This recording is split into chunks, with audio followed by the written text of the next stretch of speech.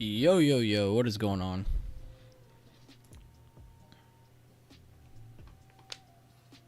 Good morning, good morning, good morning. How is everyone? As you guys can see, the market is open. It's just hard to tell because it's not moving much. But it's looking good right now. Alright, so right now out of the gate, we're going to be looking to see, do we get buyers off of this support? Or do we just fall?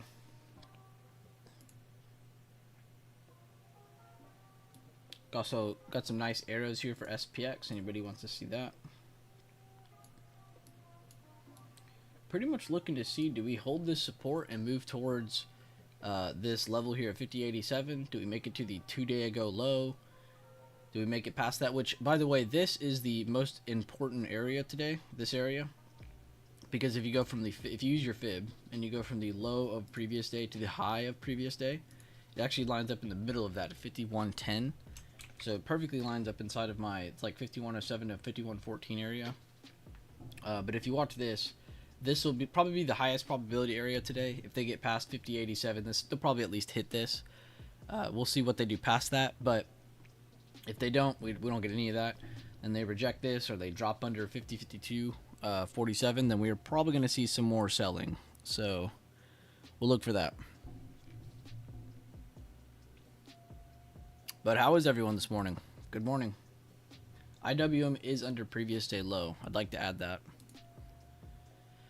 We have Apple. We have most of these charts ready. I don't know why I'm acting like there's only like 3 ready. But Apple's under previous day low. We got AMD above 161.90s. We got a bunch of charts jumping in different directions. Microsoft up. You got Apple down. Apple trying to work itself back up. Couple bearish trades I like. EMPH looks good for continuation to the downside. Moderna looks good for continuation to the downside with a break of 100.90. So as long as it's holding that, it should get some buyers. And then what was the third one? CLF. Which that one looks like it's already gone without us. So unlucky us, but at least we were watching it. Those are the 3 main setups I like. I know a lot of people are looking at Tesla calls, but that doesn't seem to be working out for them.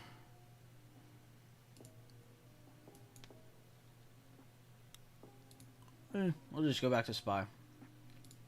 We'll see what's up with SPY for a bit.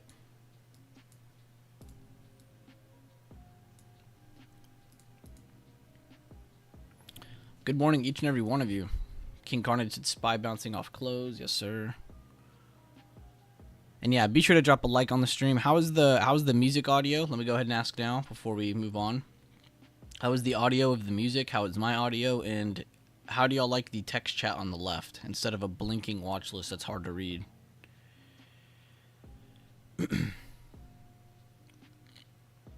I also wanted to see y'all's messages on my screen. It's a lot cooler that way.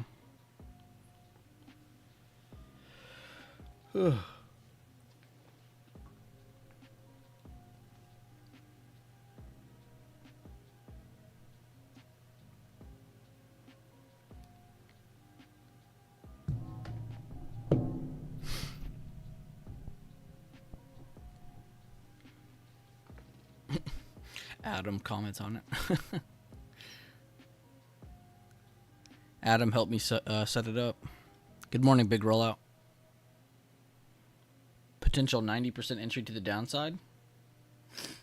Maybe you need to see a better close under the one. You need to see a better close under that first candle that we saw, which it's trying to.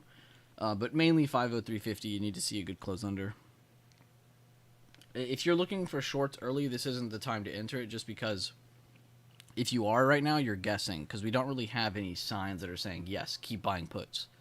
I guess you could if you're just going off the intention of like, well, yesterday's selling was so aggressive and we didn't really get a pullback, it's just going to continue. Okay, I get that. I can totally see why you want to keep shorting it.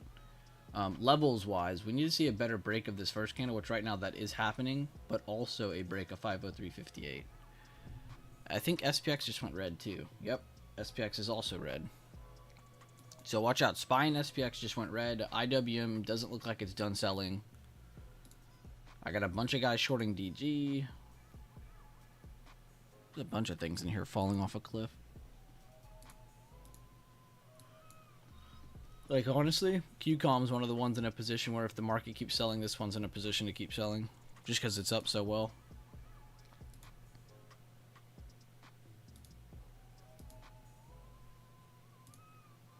If we keep selling, of course. Which that brings me to my next point. A lot of you guys were looking at the chats the other day.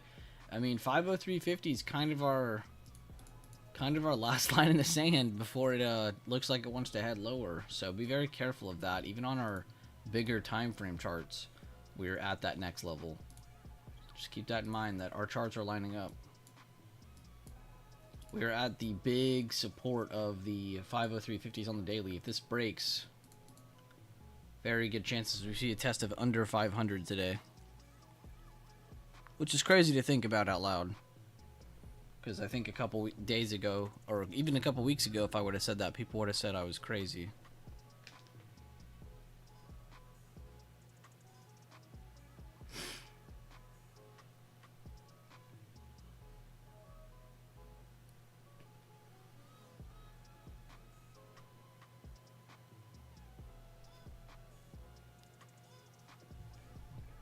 But good morning to each and every one of you. Thank you guys so much for being here.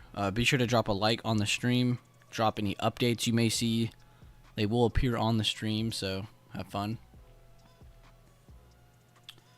But how is everyone this morning?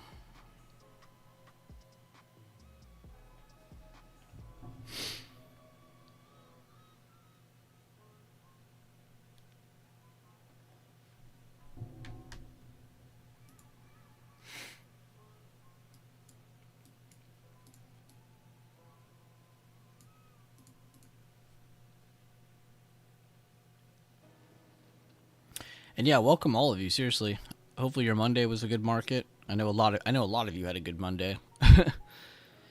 No doubt about it. Hopefully Tuesday is just as good, or at least leads into a good Wednesday. Either way, though, we should be streaming today, tomorrow, Thursday, and Friday. We'll see, though.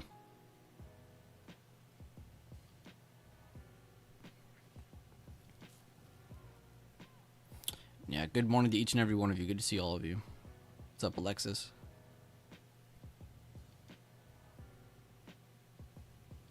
God, it's so much different because on my screen I have like this blinking watch list, and then I look over and it's like a calming just text chat with all of you guys.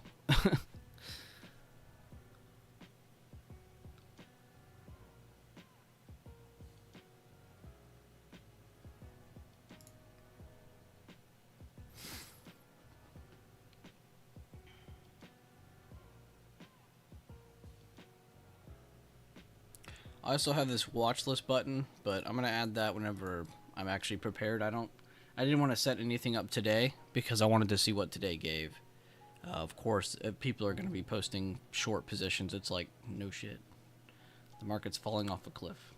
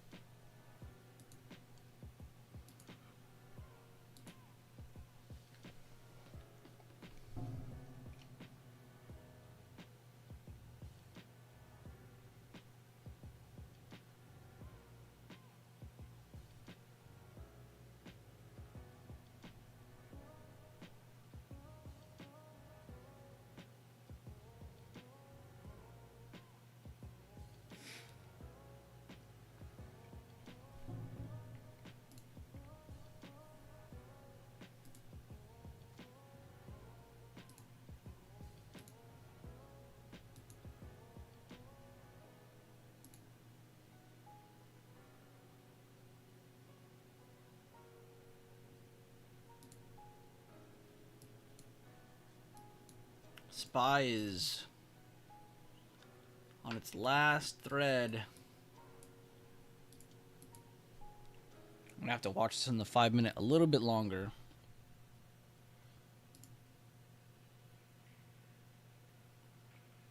Oh my god, Sinful. I can't believe what I just read. I read it and then I was like, this has to be Leland, Sinful, or Sinful. He said, VIX is breaking into the R. Kelly line and creeping into the Leo DiCaprio zone. Jesus.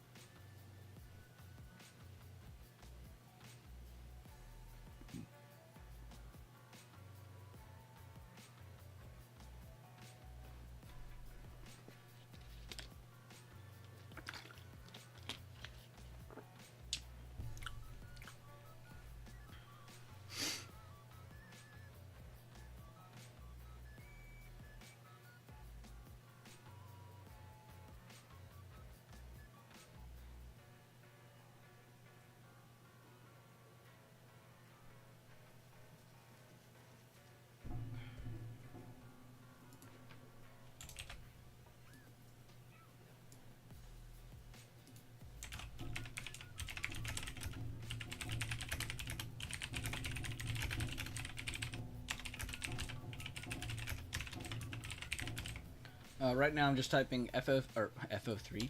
50350s is a crucial area on both smaller and bigger time frame, as you guys see it here on our smaller time frame chart. We also go to our bigger time frame chart. 50350s right there. We have a new low of day under the previous day low, but what we need to see is a break under that 50350.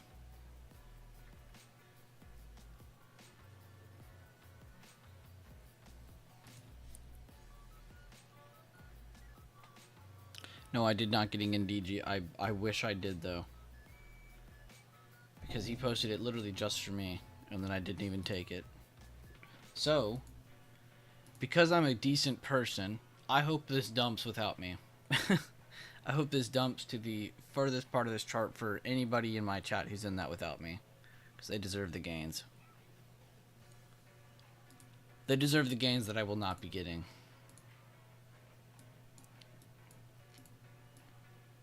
I'll be honest with you, by the time I had checked all that stuff in that chat, I was already checked for the next session, I'll be honest with you. I feel like it's a really good thing to have that, like, effect, too. Like, you shouldn't always be ready to trade, in my opinion. I feel like today, like, let's say you take a trade and you're really happy with it, and but for months you've been having this, like, track record of just messing it up for yourself. What's really the appropriate response? Continuing to trade right then and there and just kind of telling yourself, oh, you won't make another mistake, you'll keep doing good. No. It's probably good to just take that one trade you did and go enjoy your day. Keep that momentum going. Then you can show up and then you can talk like that. But only after you've really taken a trade. And I'm not even just talking about like get a profitable trade. I'm just talking about taking a trade in general, right? And then just having that experience, moving on from it. And then the next time you take a trade, you know, remembering some of that, and then doing that again and again and again and again and again. It seems repetitive, but it really does help you. Like it's like collecting all of your like past experiences and then using it in your next one. You're just trying to help yourself in your next one. But let's all be a little bit more aware of ourselves. You know, if I'm someone who has a track record of losing heavily, or you are, you know, someone in here, no matter who you are, you just lose a lot for some reason. You just can't get a win. What should you do? You know, then. One, before you start to come back and try to work on the strategy. Two, you need to actually sit here and review. You need to actually sit here and be like, all right, what did I do? What do I want to do? And then start to tack that down. Start to write it down. Have some rules for yourself. By the way, SPY is attempting to break that low and hold. This could be a very nasty fall.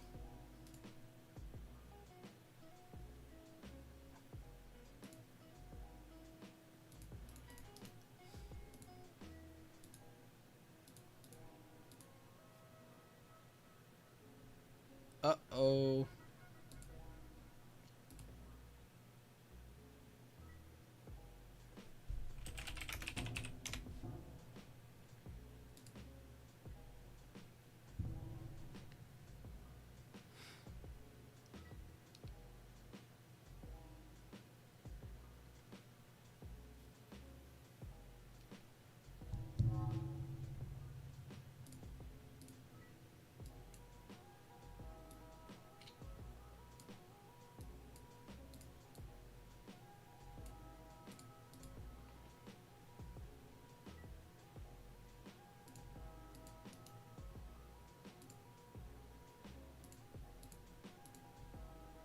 The dotted line is current day open.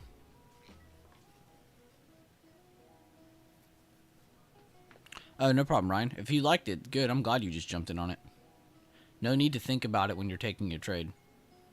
You shouldn't be hesitating. That's good. Because you've been here, man. You've been reviewing. You should just be, you know, seeing a setup get posted and be like, you know what? I like that too. And then just getting it. And risk and having a plan too. Don't just be in it, you know. Be like, all right, well, this is what I'm going to do if it goes against me. This is what I'm going to do if it goes for me. Good luck on your trade, though, man. I hope it works out. Honestly, I would follow Knox's footsteps. I would just see what he's doing. But, yeah, have fun, man.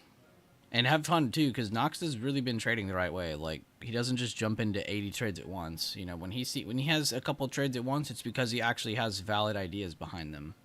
It's not just, you know, I think they're all going to fall. No, he's not like that. So, should have fun looking at some of those swing trades. I have probably, anytime I get bored or I feel like I need to review or I feel like I'm just not being disciplined enough, I go to that Lifetime group and I just start reviewing some of the swings that get posted. because it reminds me. It's like, look at this. It's discipline. Look at this. This is what you should be doing. Just like getting on yourself and like forcing yourself to look at good trading. Leland, a member for 12 months. You've been a loyal supporter for 12 months. How awesome of you.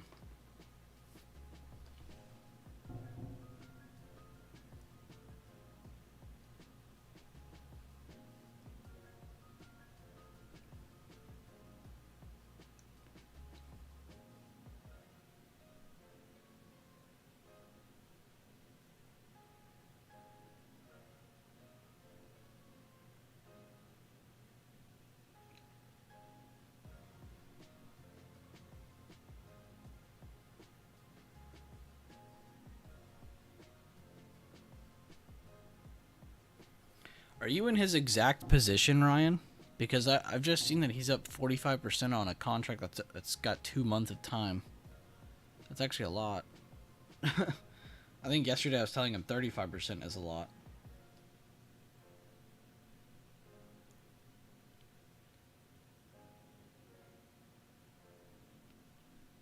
What's up, Jack? You see your name on the left side? You look cool.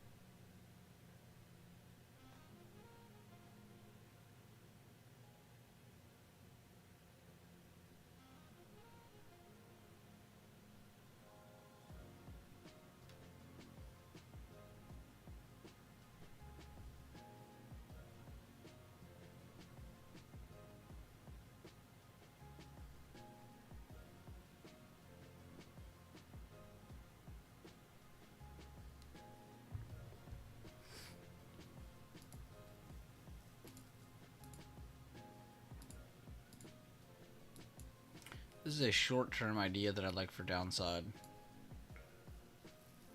I kind of want to see it go test 45.50 or 45 to see where this holds, but we'll see where that wants. Damn, Ryan, that is crazy. I don't think like a lot of people realize like that is a lot. That's a lot. 35% is a lot for a contract like that.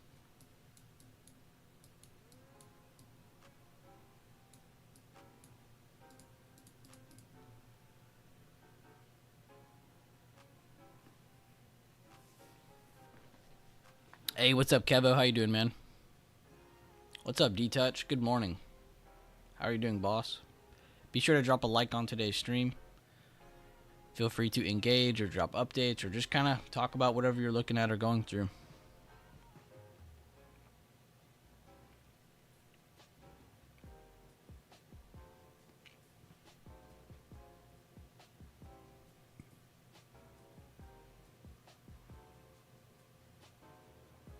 You know what I just realized? That's not right.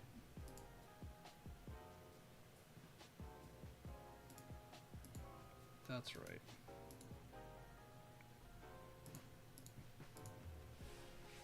That's weird.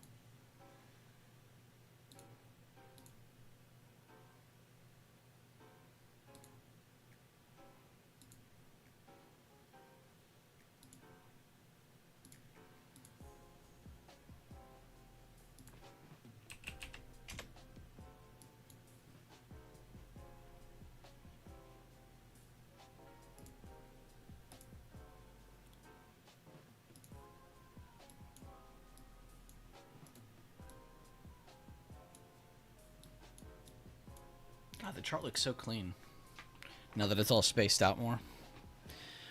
IWM filled its large daily gap emerging candle from December 13th to the 23rd. Might battle here a bit. Let me go to IWM, sorry.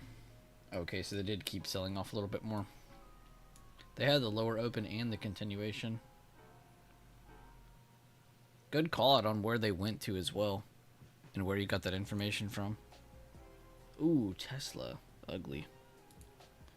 Apple's working itself back up, though. I really can't give up on the market when Apple and Microsoft are holding. At least, you know, intraday. AMD's holding a lot of its gains, too, from higher open. Kind of sucks. Some of these are my day trade picks, and they're not really doing that well because of the weird opens. But also not a lot of crazy movement here in the first, 24 minutes of the day? See what we get next.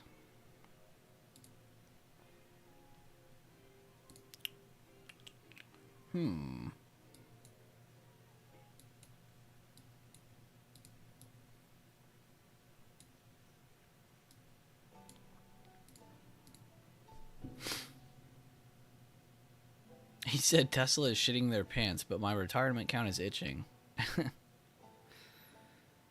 I always like to say this. Whenever you feel like you're going to buy, wait a couple more days. Because a lot of the time, everybody's initial reaction is just to buy everything. You know, every time we see large red, it's just buy everything. But in reality, a lot of times if we would just wait a couple more days, that'd be a lot better of a buy. Because now you're giving yourself more time. But again, everybody do what you want to do. Have your own rules. Have your own parameters on how you do things. But right now, guys, this could be the 90% entry that I think I saw someone mention earlier. The reason I was saying it really wasn't much of one the other day is because, like, all we were was at a level where we opened at. So it's not really fair to be like, this is a 90% entry to the downside. Like, no, I mean, it's still in the zone. This would be an example of a 90% entry to the upside because we got to close outside of previous day low, outside of our zone, outside of all that stuff. And now we're getting a close back into it. So as far as I'm concerned, I should be somewhat bullish as long as we're holding this area. Which I know sounds kind of weird to say out loud. Bullish after all the dropping we've seen. But there's also a couple steps to this. They don't just go up. You know, what else do we need to see? I need to see a break of today's open. I need to see a hold of today's open. I need to see a push off of today's open. I need to see that kind of move over the next whatever amount of time to show me bulls are ready. So as an intraday trader, that is the plan right now. We're either looking for that recovery or this is about to be the biggest rejection ever. And we're going to see a new low of day.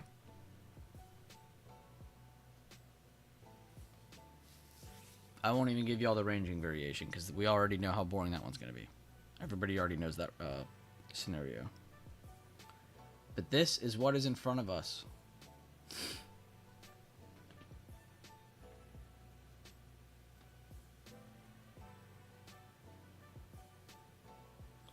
But I saw some of you, or one of you mentioned that earlier, and I wanted to be clear on that because I know the 90% entry is something a lot of you guys want to start taking more opportunity in. But I don't want to just start calling everything a 90% entry. Just because a level held and then broke doesn't mean that that's exactly... I mean, yes, that is what we're looking for, but it needs to be a little bit more crucial than that.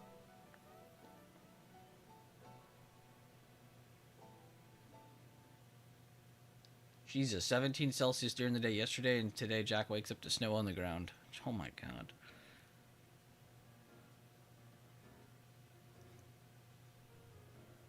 Good morning, fool. How are you doing, man? Always happy to see your name pop up. And yeah, good morning to all of you. Seriously, if you're in here typing Ryan, Jack, Kevo, Tobias, Mel, anybody in here, good morning.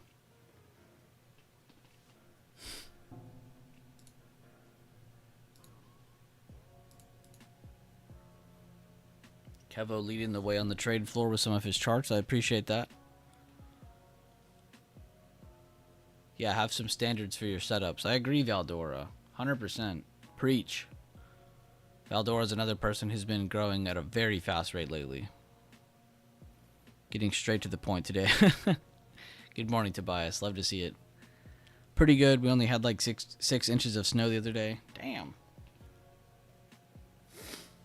Tobias says, I want to own more Tesla stock than Elon.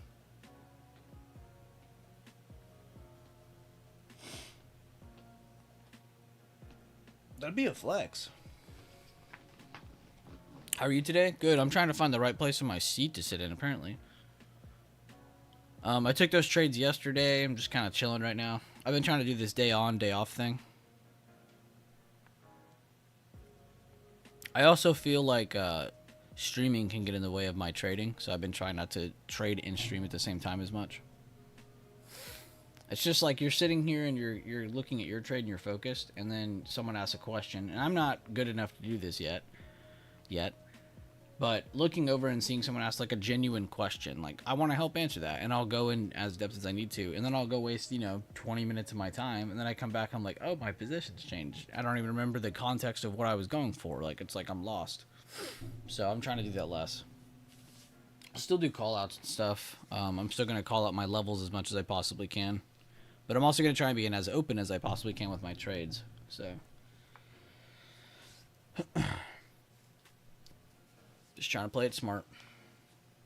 And yes, right now we are rejecting today's open, which is a very good sign for bears. But let's remember what kind of support we made at 503.50s, both on the daily and the smaller time frames. He says, when you trade, I will rant at people for you.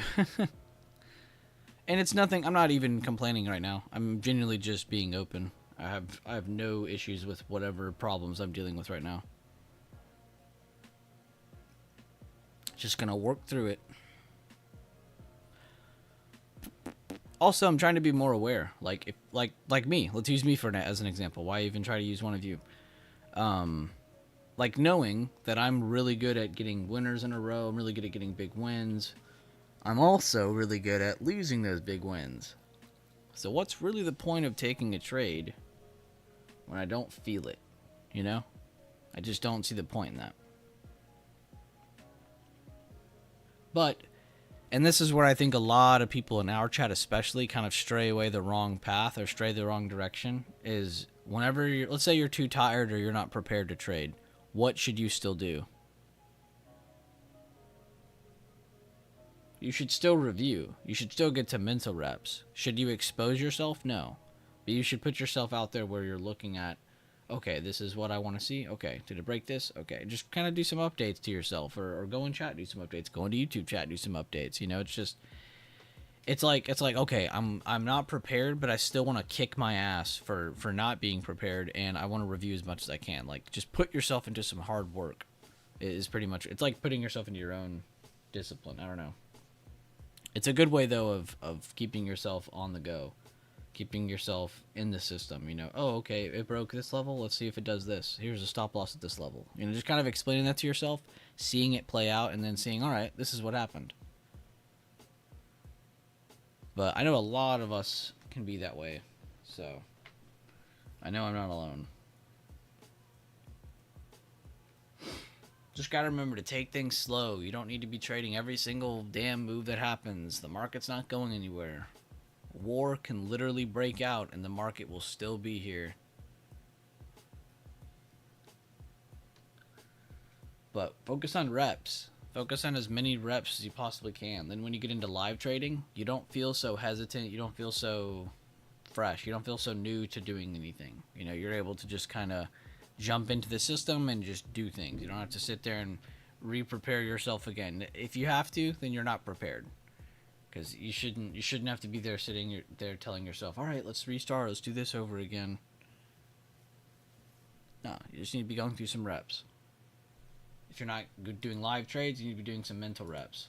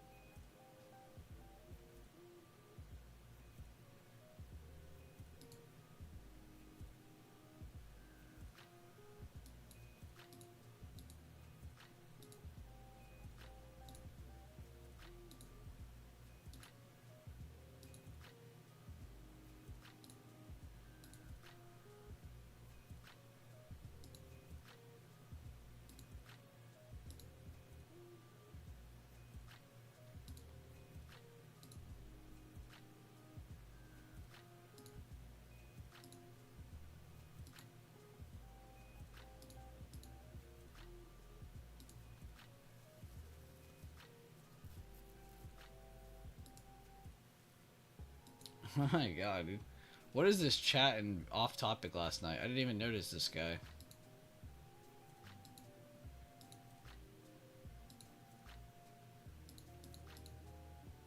Oh, he's serial killer? Oh, here, I'll hook him up.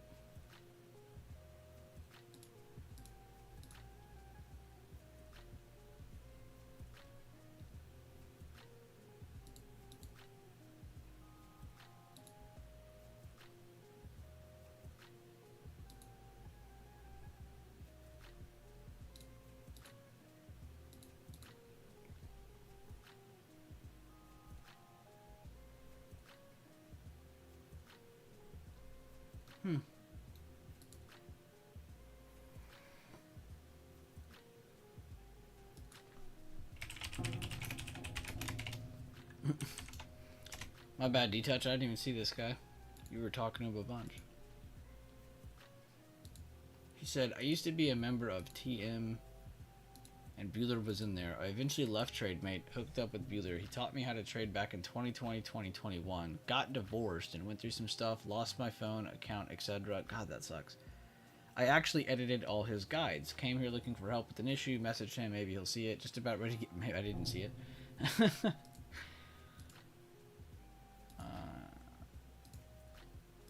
He's like, I don't really recognize anybody. It's like, yeah, we've had... this chat's been going for years.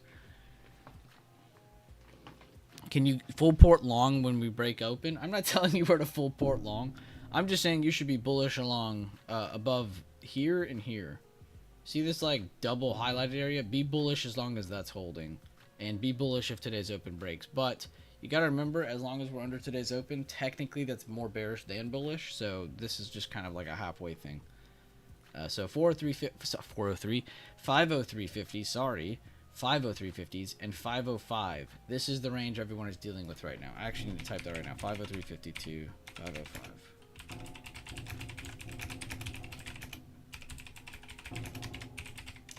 Sorry for the loud typing.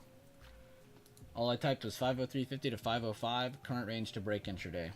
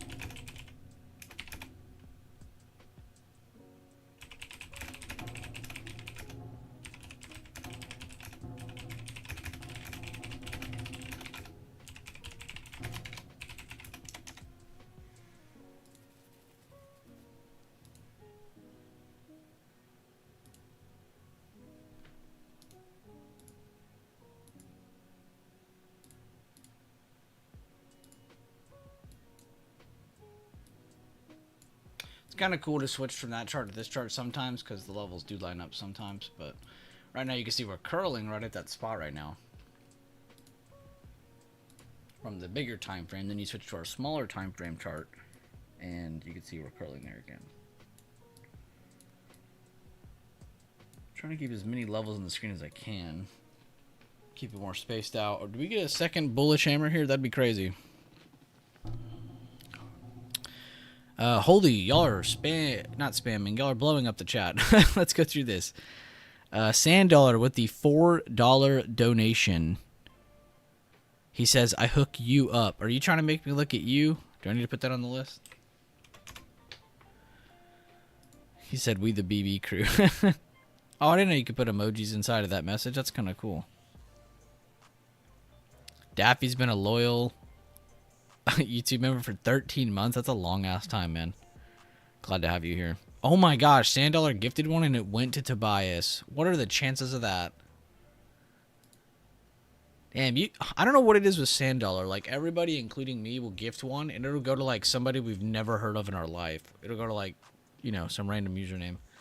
But every time Sand gifts one, it goes to, like, somebody that's genuinely active in here. Or at least most of the times you donate. Maybe not every time, but most of the time. It definitely goes to somebody that's, like, that we're literally just talking about. You're very good at darts. Oh, that's what we're calling it? Big rollout with the member for 12 months. That is a long-ass time. King Carnage here for 12 months. That is a long-ass time. The 1-year club. You guys are crazy, man. I gotta screenshot this.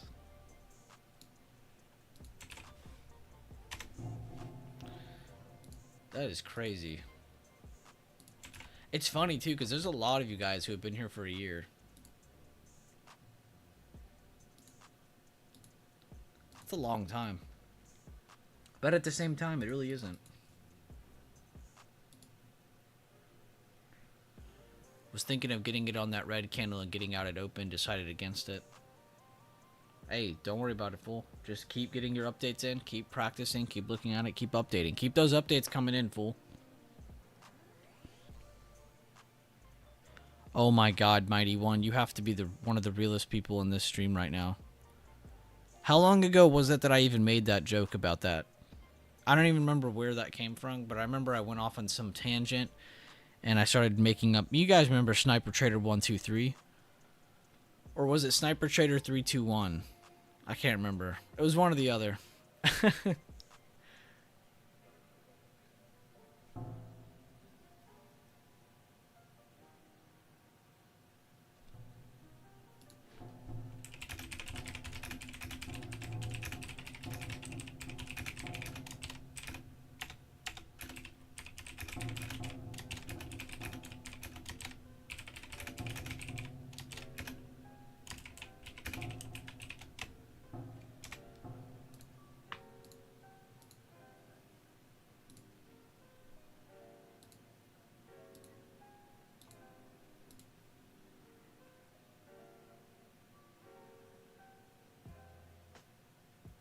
Okay, D-Touch. D-Touch was like, well, hold up. I can do that too.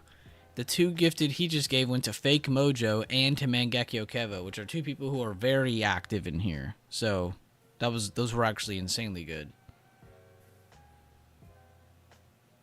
Thank you, D-Touch.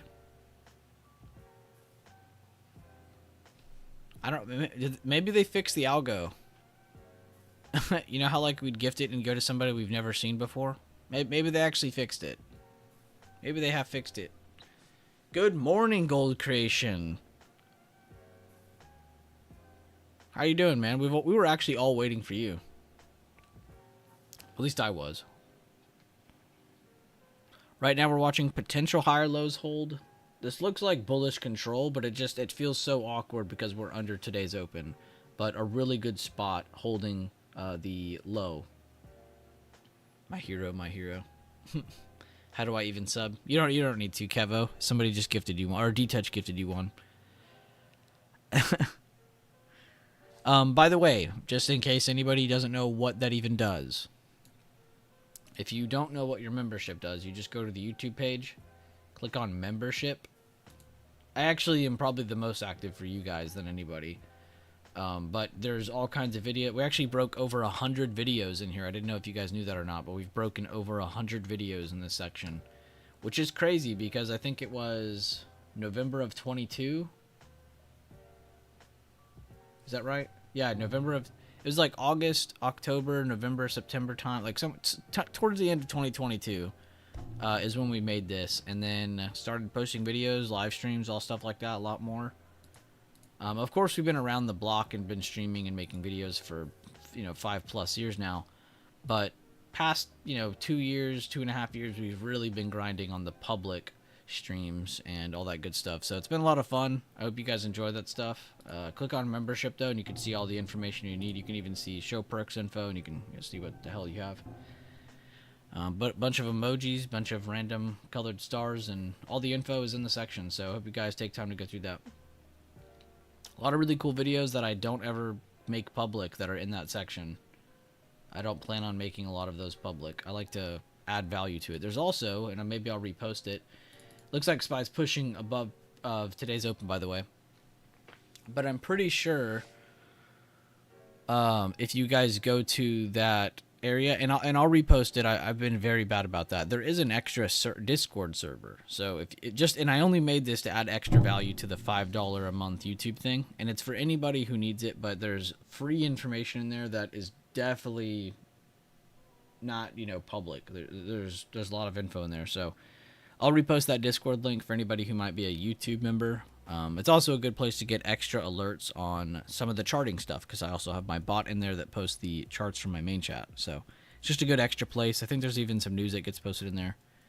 Of course, you still definitely want to be part of the main Discord server if you are one of those people that have Discord, because that is, of course, where a lot more of the BB traders are at, and a little bit more active, just because it's where everyone's at. The Touch by D-Touch. Need to stop drinking and grab breakfast now. Oh, driving. Why did I read drinking? Valdora said, I'm pretty sure every guru on YouTube is a scammer. Pretty much. I would say there's one YouTuber you guys can trust. And I'm not even saying myself. I would say the one person you can trust, and he should be streaming right here. Here he is. Stock Market Live. And funny thing is, his name is also Josh, so not really hard to like him or know his name. But he is actually pretty cool. This is the one guy I think I would say is not a scammer. This is the one guy I would say you could definitely look up to. In all of the history of my channel, I've only ever really supported two really, really big channels. One of them being him, Stock Market Live, because why not? And two, Stephen Bigelow, rest in peace. So I'm really not a fan of that many big traders. I'll be honest with you. I really don't. I'm not normal. I'm not like a lot. I'm not saying I'm not like you guys, but a lot of people get really interested in looking at things. I'm not like that. Some people are like, oh my God, this strategy looks so cool. I just want to see what it does. That right there, I don't think that way. That's a waste of time and energy for me. And I think a lot of you guys should start thinking in that direction too, because you should take your trading serious. You have a strategy, right? Stick to it. Shouldn't be thinking about what's going on over here, what's going on over there, what's Jimmy doing, what's Gold Creation doing. Let me go see what he's doing. No, I need to be focused on what I'm doing. So don't. What I'm trying to say is don't pay attention to 50 different traders.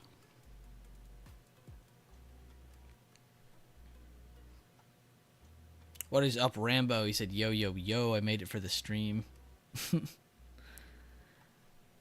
And yeah, definitely post some Rambo emojis if you get a chance. For every Rambo emoji posted, an angel gets its wings, so do with that information as you will.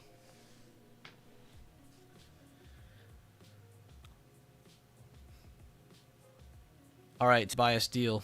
I'll take you up on that. About 99% of gurus are scammers who don't teach shit and just want you to buy their courses. And then he goes, by the way, buy the BB course. Yeah, but y'all market for me more than I ever do. 99% of the time it's someone telling me to be like, yo, you should post your course in chat, or yo, can you post your course? Like, I don't have time or the energy to think about promoting my material 100% of the time. I don't understand people who do. I don't understand how they do that. You could sit here and be like, well, that's passion. They care about growing their Discord. Okay, but that's kind of taking away from their trading. The thing that we're supposed to be focused on. The entire reason we're all here. It's a farce. It's bull. Nice volume on this candle, Gold Creation said. Damn, you guys really want some angels to get their wings. I'm seeing a lot of Rambo emojis. That looks kind of funny in the left side chat. How do y'all like that, by the way? I only saw Adam comment on it. Adam and Jack. But how do y'all like that chat on the left side? Do you like being seen or you don't like being seen? Either way, it's probably going to stay there for a while because I kind of like it. But I just wanted to see what y'all thought. That's true. I think I've seen you sell your courses like 1 to 3 times.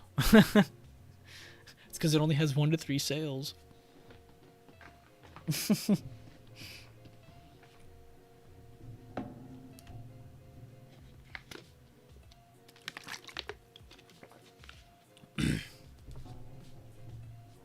Damn. They are rejecting today's open perfectly. I'm going to go to the 1 minute because I kind of just want to see the price action right there. So here's like that 5-minute candle closing over. It's also cool to look at the time. So like right here's 9:15 closing. That's a 5-minute candle closing. So then 1, 2, 3, 4. We're in the last minute of this 5-minute candle.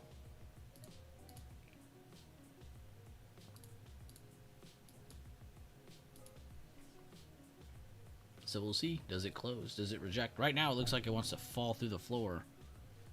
So you got to close above, close back below. And now we're getting a retest of that current day open, rejecting that. So if they reject that perfectly like they are now, this should flush back down to at least this area. But it looks like you have a little bit of structure to worry about. So I'm going to leave my cursor on that structure. But that's what they need to break to get a flush back down towards today's low of day. Sorry, I'm talking a lot, but I'm just trying to get all this stuff out. I preach the course, but will also say you can gain the same info in your free videos. 100%, and that's what I tell people. I don't want people to buy the course straight up because I know most people who start out when they join these groups like mine or like everybody else, I'm pretty aware of this because I'm just like them. But they don't join the group having like thousands of dollars. They join the group having like $400 to their name that they're willing to lose. You know, and that's great. But that's not enough to pay for stuff in chat, pay for the courses, and then be here all the time, you know, and then also have enough for a trading. That's just too much. And I try to tell people that, you know, if you're a hard worker, you'll love my channel because all you have to do is look. You don't have to pay for anything. If you're actually a hard worker, you could technically squeeze out everything I've ever taught outside of... I mean, there might be a couple things I don't touch up maybe as in depth on a public video. But, oh, well, there's that dump. But what I'm trying to get at, though, is if you're a hard worker, there should be no excuse for you to have to spend any money on my channel or my group. You can type in my chats for free. You can post charts for free. You can be yourself for free. You can learn for free. If you want to pay for resources, cool. But you don't have to. That is something I'm very adamant about because I don't want people in my chat feeling like a member paying for a subscription. I want people in my chat feeling like a leader ready to add their own 2 cents to the chat. I don't want a bunch of sheep in here. That's how you create sheep. You might think like, oh, but you're making more money though, right, Bueller? Like, what does it matter though if I don't have any opinions in chat that I agree with? If everybody goes into chat and you're all talking about 60 different strategies, that's going to annoy me more than anything. I don't want to hear about 60 different strategies. I want to hear about good callouts, good updates. Regardless of me being right or wrong, I want to hear the facts.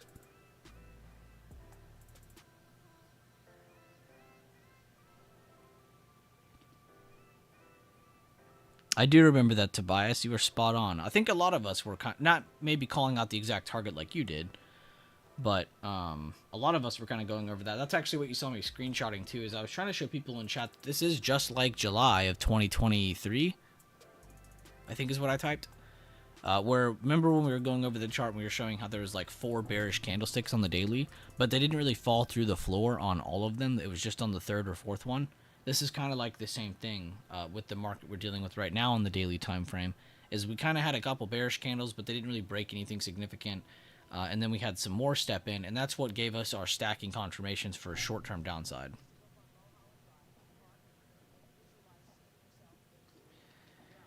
I like it. The chat looks very clean there. Nice.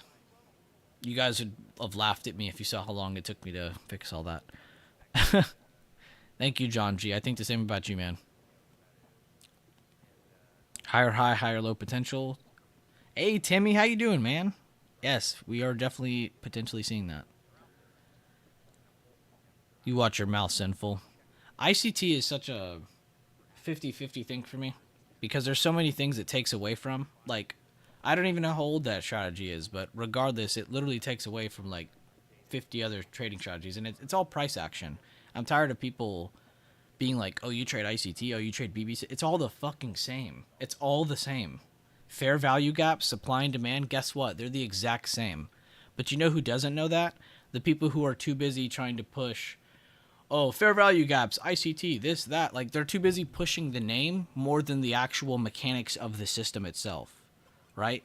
And that's what I will never respect. I will never respect a marketer. I'm not here to read marketing material, and neither are you. I went to another stream with some guy showing custom indicators for like $50 a pop, and no one in there gave any advice or decent callouts. Basically a dependent population, left in disgust. Yeah, that's horrible. Hi, B, can't complain. Good to see you, Timmy. Seriously. I always love seeing your name pop up. I wonder if we will get an inverted H&S pattern. Definitely possible, Ryan. Good looks. Thinking preemptively. I like that. Trying to think ahead. Tobias says, I am marketing material. Matty Ice said he is 2 out of 2 on scalps both ways. Gonna go enjoy the nice weather before it's gone. Have a great day, everyone. Thank you, Matty. And that is crazy, man. 2 out of 2 on a day like today. I think a lot of us who have been here this morning could definitely say that's impressive. Because, I mean, it's not like there wasn't any movement at all, but it wasn't like it was amazing. Great job. Leland says, on that note, I am selling the 90 MA for $9 a month. You can even change the color.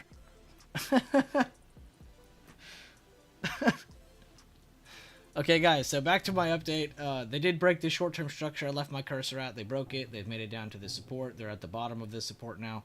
What we're watching for now is, do they break 503.58? Because if they do, then there's a good chance they want to go test low of day. If they break low of day, we can see for more selling. But short-term, though, this is a really good sign to see bears stepping in, instead of letting bulls just run away with it. So we are a little bit trapped in this range. They're not letting anybody get that first move. See, I want to talk to you guys about something. So this happens every single week. Every single week. And this is why I'm trying this new approach of off and on. So yesterday, I think a lot of you guys could agree with me that it was pretty obvious we were pulling back down, right? We saw a good higher open. Awesome. We're probably more bullish than we are bearish at this point. Then we see a drop under 514.81 and lower highs. I almost promise you 90% of people in my chat turned bearish seeing this, because this is a setup I've pushed into their skulls beyond this point now, right? So is Leland, so is Mel, so is Daffy. A lot of guys in the chat, a lot of traders in chat have pushed this setup into people, because this is a setup you're going to see a lot. But it was obvious, right? It was very obvious. How many times do you guys see an obvious move continue? Almost never. We almost never see that happen. That almost never happens. They never give us the obvious move. But they did it yesterday. They gave us the obvious move, and they just kept selling. You could say it was due to the amount of density in the news. You could say it was because of any of that price action that we saw beforehand. You could see it was a setup before. Maybe this was always going to happen, and we were just waiting on it. Regardless of the reason, it was obvious. I think all of us can agree. Does anybody in here not agree before I move on? It was pretty obvious they were going to pull this back down. Now, to this extent, I don't think any one of us would have guessed that. I think some of us would have maybe said it's going to fill the gap or hit previous day highs, but I don't think any one of us would have been like, yeah, they're going to go all the way to 503 tomorrow. I don't think any one of us would have said that, right?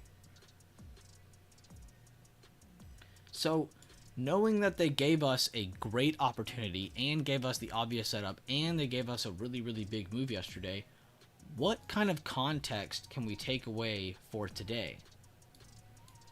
Does anybody want to try to break that one down? And I, of course, will give the answer, but I want to see if anybody has anything to add on to that. Rambo, as I'm ranting, says Apple is dying. Not a good sign for the market, everybody. Good call out by Rambo.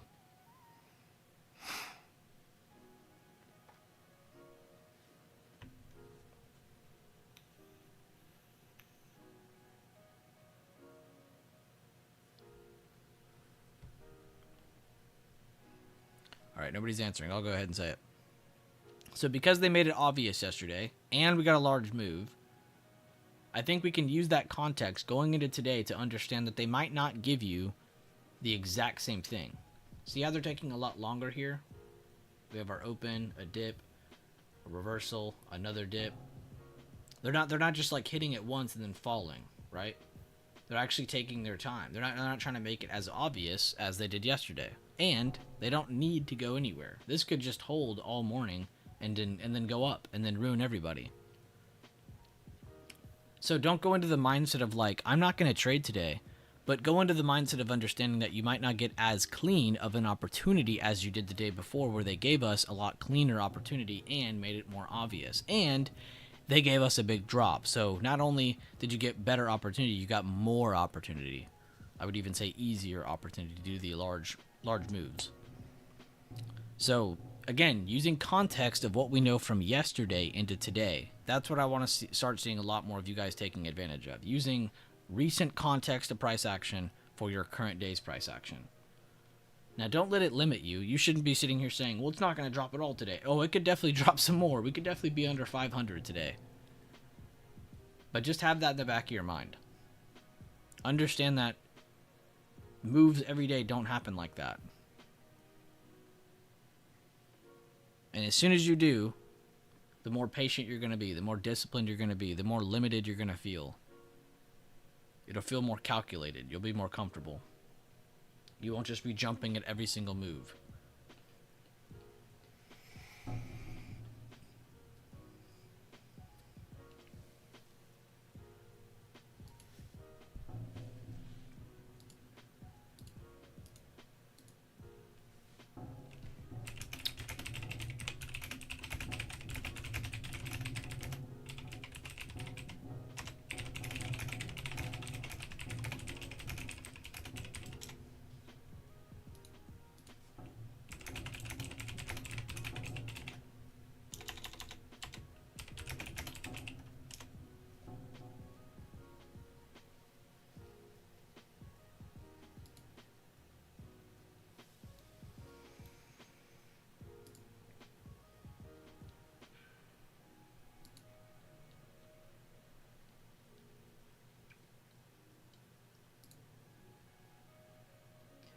By the way, I was so proud of y'all's trade reviews yesterday. I was looking at some of those last night and this morning. When I saw like 6 or 7 different BB traders like Eric, Noxta, Matty Ice, D-Touch, Noxta, did I already say Noxta? For Profit, Peoples. I don't know if y'all realized, we caught the exact same trade. All those people I just named, the exact same trade. Like almost the exact same candle. And that right there is really cool to see, because it's not like anybody was in chat saying, alright guys, get puts, get puts, get puts. No, everybody was just posting their charts and like, guys, we're rejecting this, guys, we're breaking this, guys, we're doing that. And the next thing you know, like 6, 7, 8 people in chat are all posting gains on the same exact setup. That right there is what I want to see. That was beautiful.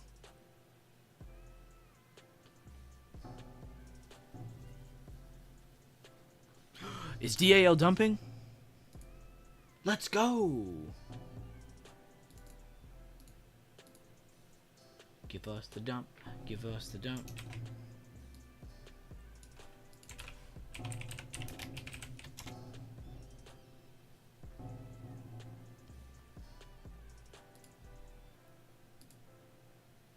DG and EMPH hit pretty good levels too. Man, pretty much every swing idea in chat, either posted by me or Noxta, is working right now. And don't even get me started on Visa from Daffy the other day. That was just disgusting.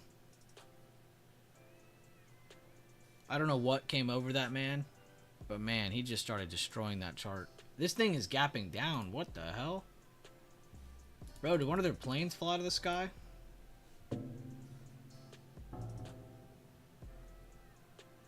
TP on 2 out of 3.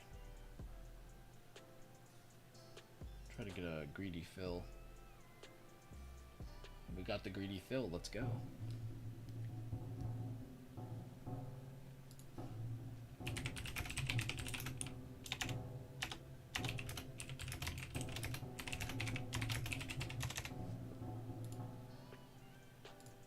Oh my god. Good stuff, Kevo. I'm over here looking at my 70% gains on little Delta Airlines. He goes in chat and drops his over 60% gains on shorting SPX. You legend. Let me go check that chart out. Nice. Nice-oo.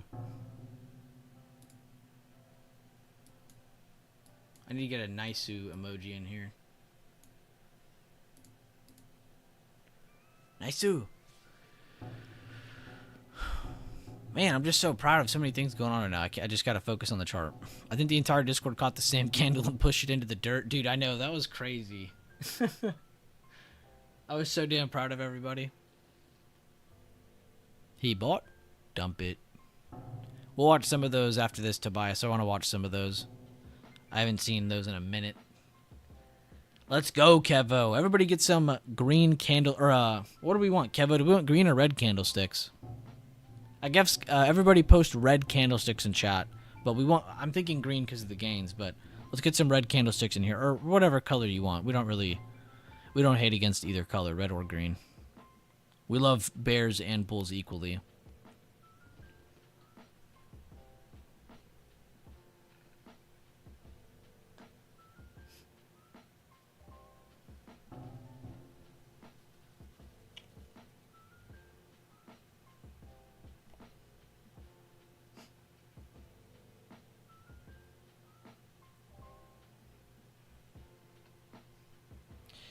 It doesn't matter what's happening in the world. We have each other. And look at what Kevo says.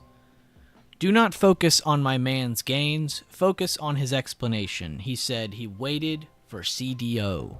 That stands for current day open. So instead of just waiting for a bunch of random trading opportunities and randomly buying puts or calls, what did he wait for? A high probability area to go get tested, and then he applied pressure. Great job, Kevo. You deserve the diamonds. I averaged in because my entry was so I bought 10 econs at the top. Good stuff. I mean, that's good positioning. You waited for it to go back to today's open. You didn't like that it was... You didn't like the drop. You didn't like that it came back up. But you liked that retest, and I love that. You didn't just randomly trade. I like that, man. I'm going to post the best clip in history of crypto for you in the chat. Please do. I'll watch some funny videos after this. No problem. The stream helped as well. Hey, there's no need to give credit, Kevo. We all know you're a badass. I appreciate you, though, man. Love you. I do appreciate that you and some of the leaders in our chat. I know damn well you guys don't need the stream or the chat to do the things you're doing. But I do appreciate you for giving the credit. And if all the chat does is give you stability, then my mission is accomplished. Because I'm not here to make trades for you. I'm not here to do things for you. But if you end up making more stable decisions because of the group and working together, that's awesome. That's something to be happy about. But I'm never going to take credit away from you. Great job. I know how much of a pain in the ass it could be, how much hard work it takes. Great job, Kevo. It's not easy. But I appreciate the leaders in chat who spread that positivity. Instead of going into chat and going, look, guys, look at all my gains. No, I mean, it is nice to post gains and hype everybody up. But it's also nice to post reviews and break things down for everybody. And, guys, we were just selling off through the floor. I think we're about to go test 500.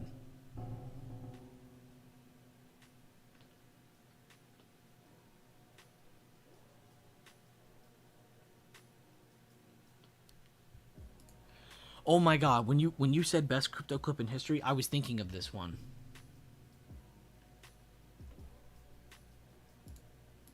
Bro, that was by far the funniest one. I will definitely be watching that soon.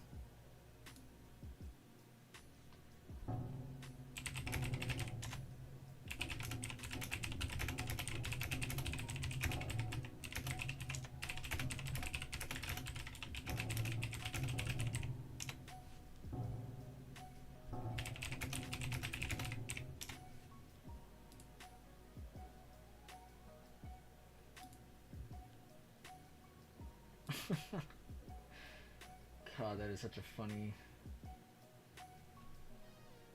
post.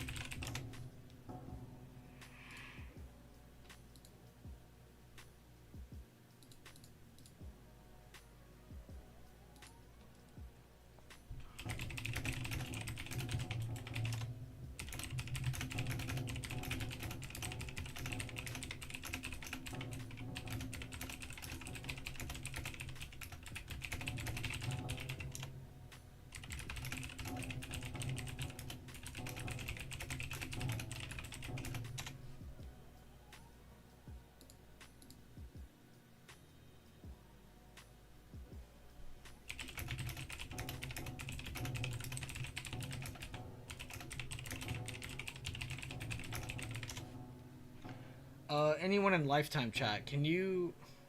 Actually, never mind. I'm gonna go do it. I'll find it.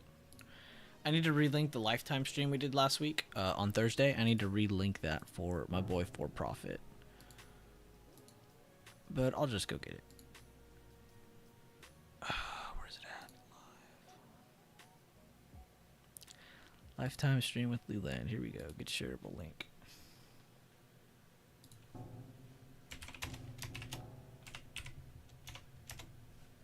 Ooh, I beat you to a D-touch.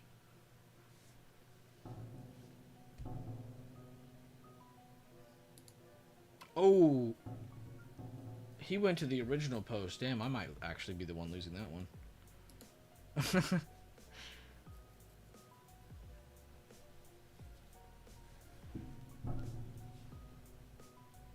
All right. Man, there's a lot of... I almost cussed again. There's a lot of really cool people in here, is what I was going to say. Damn, Prop Street. Prop Street is like our little IWM king. He says he's up 32% on that. Nice job.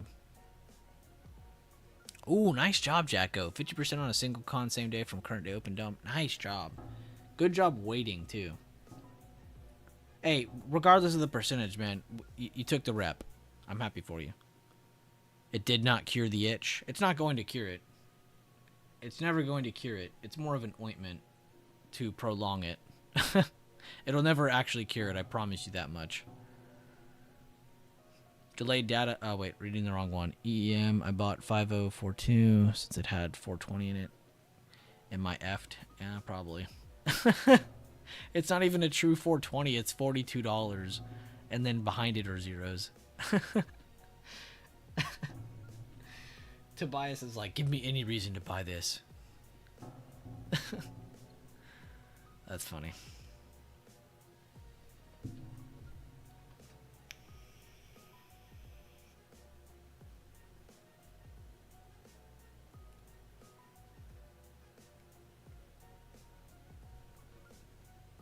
Now the question remains, after breaking a new low, will we just flush to the next level? Or are they about to give us the F around and find out type price action?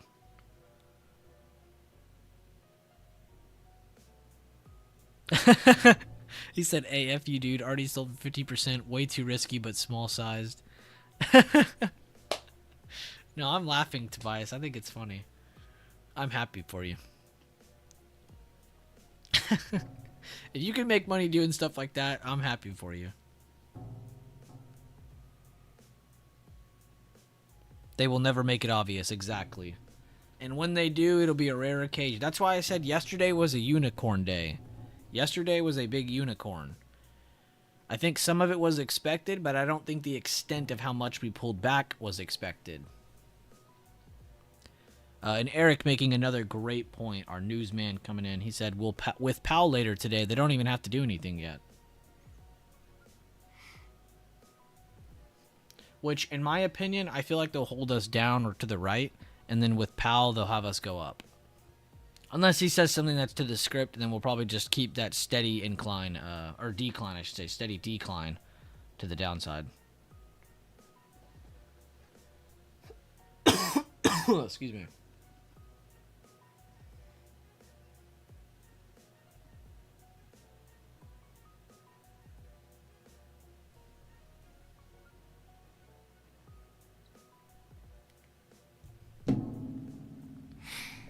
I already broke my rule, though. I was like, I'm going to trade off and on. Then I traded again. I do think they will run it up soon, though. When bears get paid this easily, they bait and joke it 6 out of 9 times.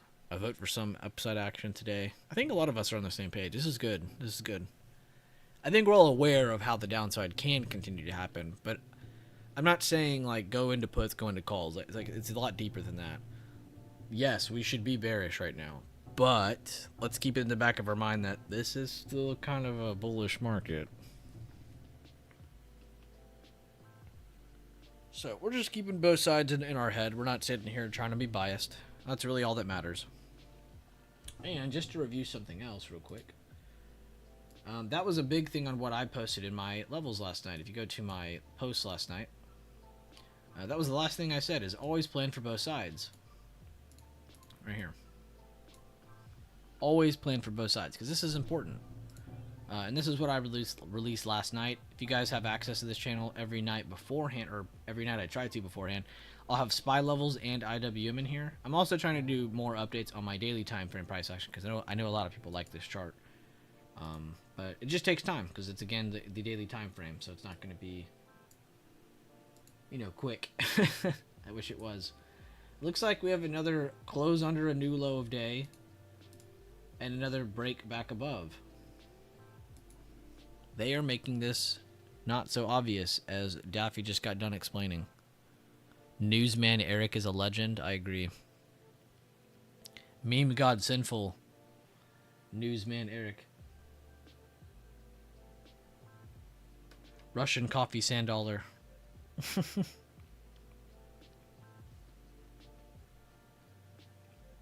So the reason, by the way, guys, that I deleted this is because this was a short-term, like, low that I was holding. But since we made a new one, it's like, well, that's deleted because it doesn't exist anymore.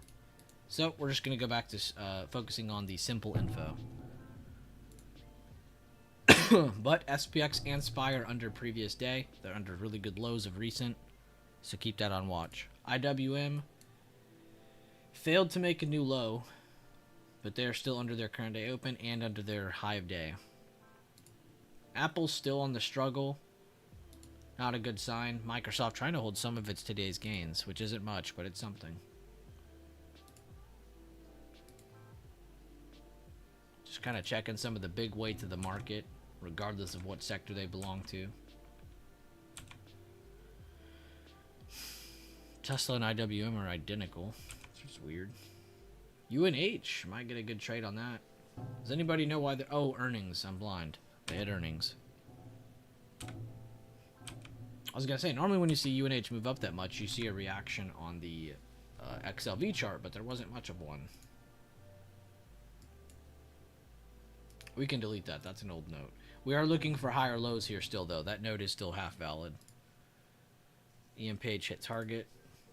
Dollar General is very close to a target, so you might see it base out and do a bearish retest again, but that does still look really good. I still like Nox's position on that. Moderna, wow, they came back with some wrath. Instead of just touching the support, they're actually back up. 105. Roku on the slow bleed. I believe we talked about this potentially putting in one of those fake lows and then try to holding on support. It looks like they might be doing that same move towards earnings. So we'll see if they end up holding a fake low, quotation, or do they actually keep just falling. That one and Nike kind of have my eye in terms of stocks that could base out and hold good areas. But we'll see, because again, if the market keeps tanking, there's nothing those can do.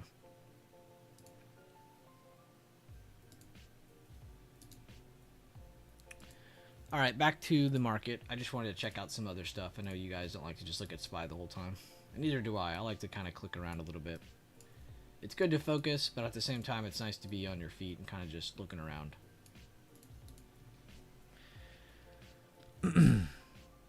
Managed my long swing, took my loss, then shorted when green some.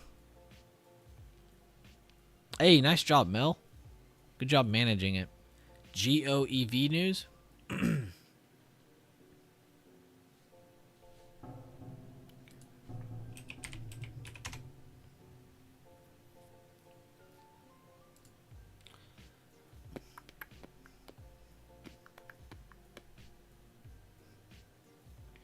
Oh, is this another EV company?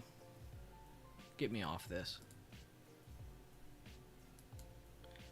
But yeah, it does look like they're experiencing some news. It looks like it was Tesla related. Whoever asked that. Very nice pump on that, though. Tobias said VIX 19 is the new VIX 60. I am buying commons of stuff. I don't know, but premium is too high. 100%. No, and I agree. I'm assuming, and I didn't look, so don't come at me if I have this wrong, but I assume implied volatility is a lot higher today, given the fact that premium cost is a little higher, meaning that buying contracts of things costs a little more. Posted my trade review. I'll check it out here in a second, Jack. I'm trying not to look at y'all's trade reviews as much during my streams, so when it comes down to my Wednesday, Thursday stuff, I can look at more stuff and it not be like something I've looked at 80 times. They are higher. They are? Okay. Yeah. Weak. Gimme freemium. Freemium? Oh my god. Freemium. Screw premium. I want freemium.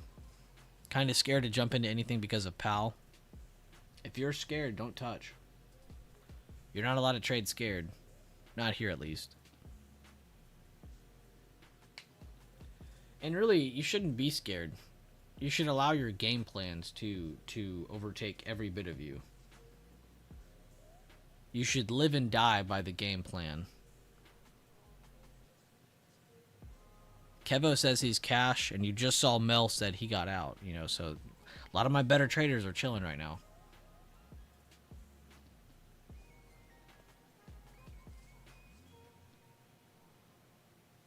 Mel said we did not hit that 50% control. Good call out, Mel. Which again, as a lot of you may have seen in the past, that is where Mel likes to look for a better look on better risk to reward trades. Hi, new to the room. My position short SPY from 524. Stock analysis just changed to fear and short the highs. Do not go long.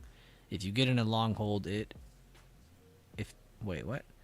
If you get in a lows, hold it and it will fall. Make it back. My opinion. Huh? I need to go. Work too pressing. Meeting starting soon. But by the dip, you fools, I will hodl the door. That's what Tobias says.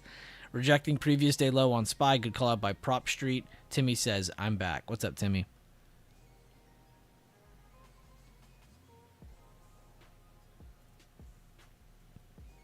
No, I got that you said loss, but that sentence didn't make sense because you fixed the word loss. But glad to have you here, almost called you Tori. Corey. Glad to have you here, Corey. His name's in all caps. Should we yell his name? Corey Thompson.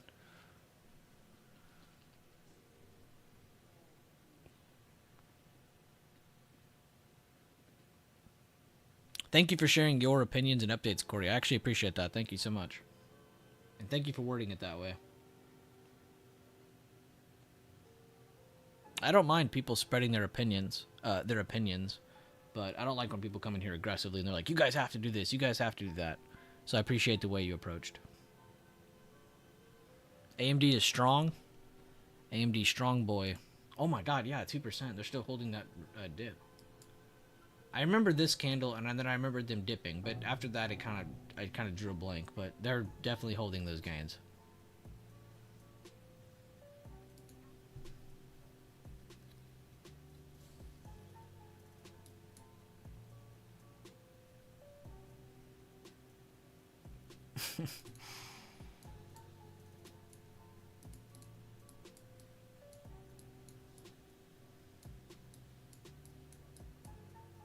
Man, my dog is sleeping good behind me right now.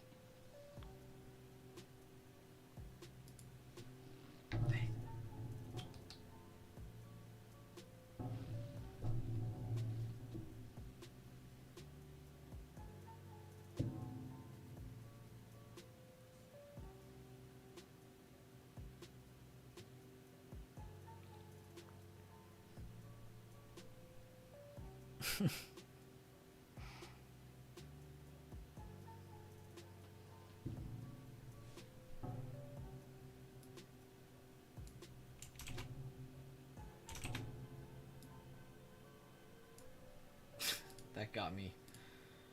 That got me.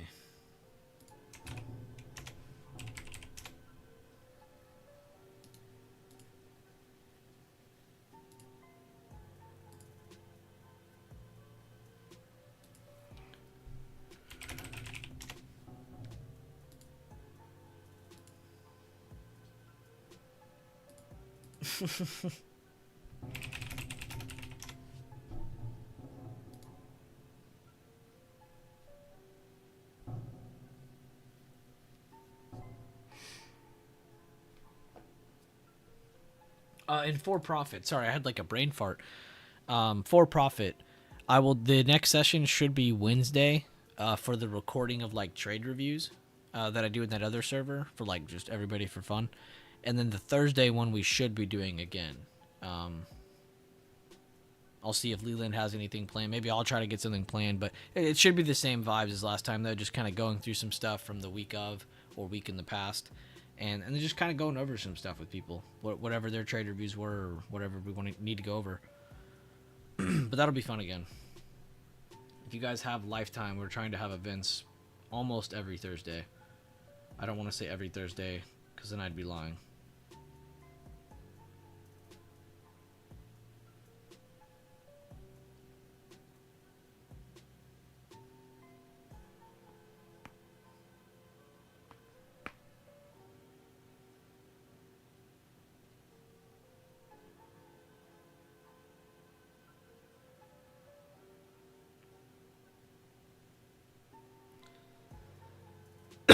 Excuse me.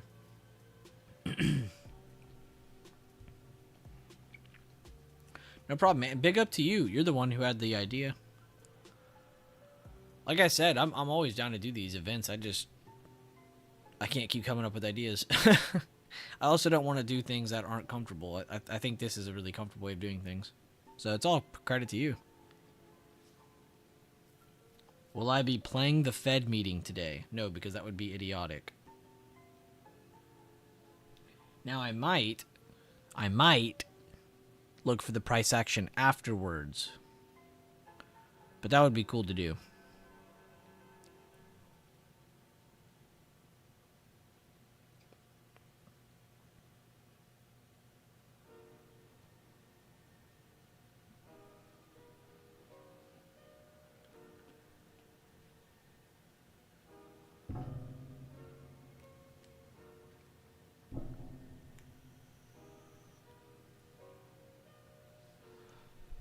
Corey Thompson, how'd you hear about our group, man? Glad to have you in here. Thanks for sharing some of your trades. But yeah, I don't trade Fed meetings. I don't gamble. Oh, I try not to gamble. He said, no, a huge gamble, adjusting my stop lower. I can't lose now and profit stop. Okay, cool. Hey, man, sounds like you have control of it.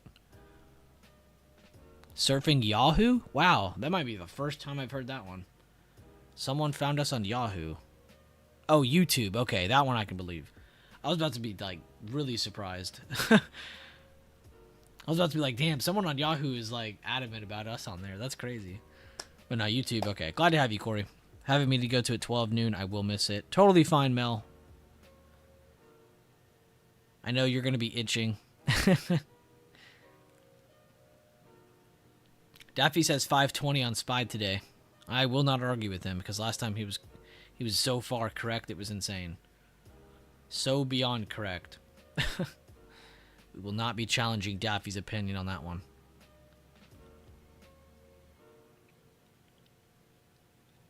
Actually, Daffy, the real question I should be asking you is whatever your kids say it's going to, that's what it's probably going to today. Kick one of them. Do they say red or green? Leland, though, said 420. Oh.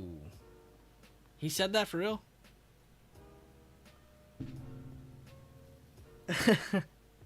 Yeah, man, you gotta go to the kids, man. They're the indicator.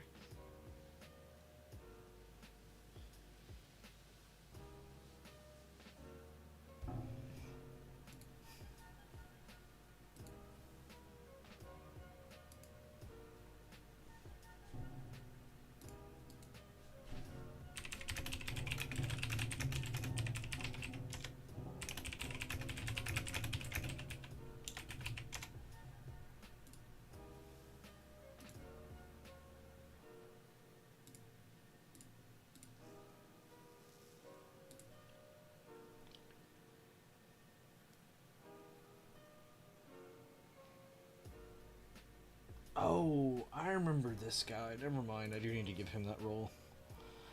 I just remembered who he is.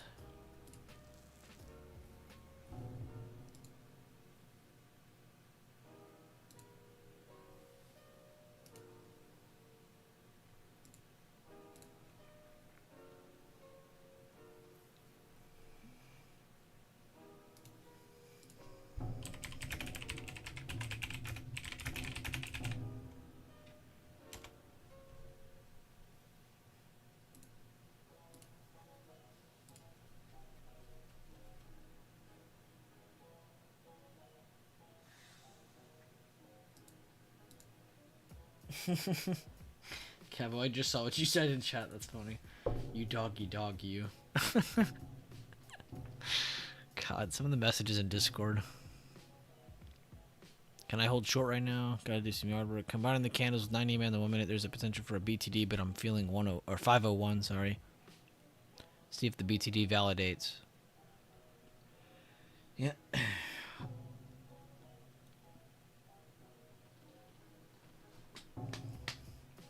Yeah, right now it looks like a bearish retest. It just hasn't started flushing, so it doesn't look as attractive. But right now it isn't looking too hot for that chart. A push over 503.50s, 503.60s, that little area, that would be a good sign for bulls short term. But like we saw before, only until we see the test of today's open. So we really have to test of today's open, test of today's high. So it's like we're looking to go smack this area now that we've created this. So they're just making it a little bit awkward. We're under good level though. We're above good areas, so it's not really the end of the world yet.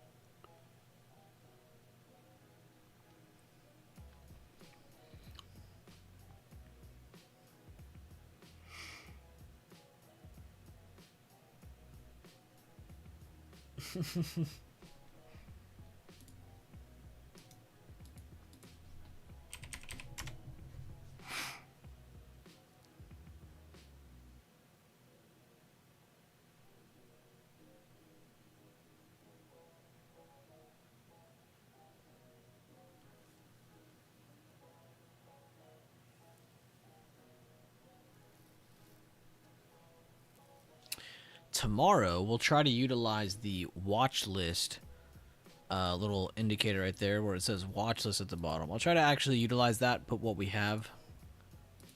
I didn't do it today because I genuinely didn't want to make people think they have to overtrade today. I just didn't want to put that vibe out there.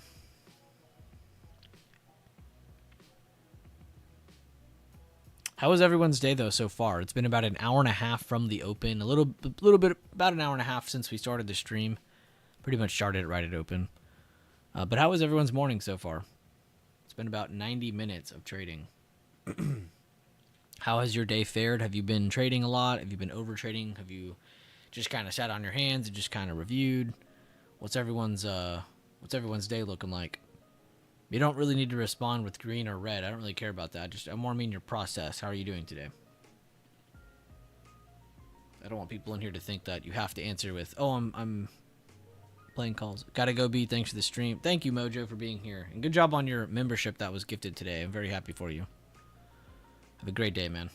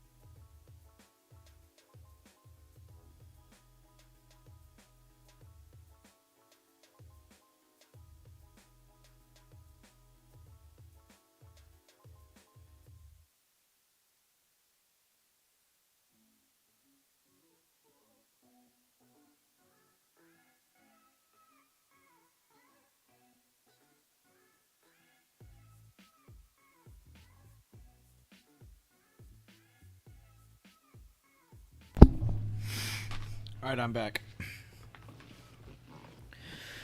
Oh. Feeling very in tune, to be honest. I could switch my bias so quick right now. It's nice.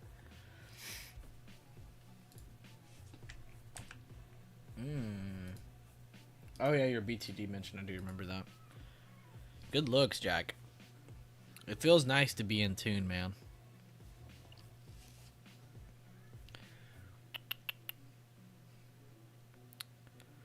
Went out to early lunch. We'll walk the dog soon. Not an exciting day except the upcoming meeting.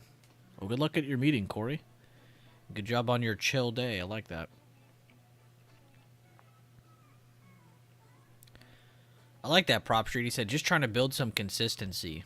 Mel said, SPX is on the expensive side today, too. Want to see it pop at previous day close. So even Mel pointing out the implied volatility increase today, making our options a little more pricier. Excuse me.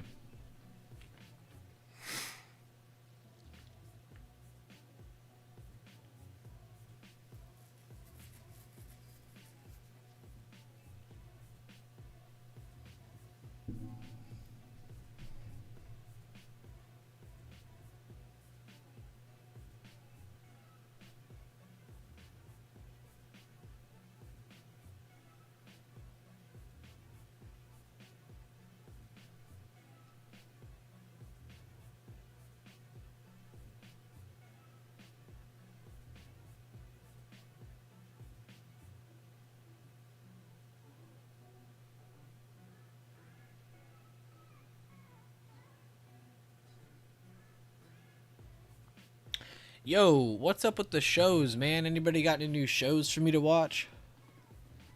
Or anime? Shows or anime or movies? Movies are also accepted. You guys know I like my movies and shows and stuff. Here, let's think. What were some recent ones I just got finished watching?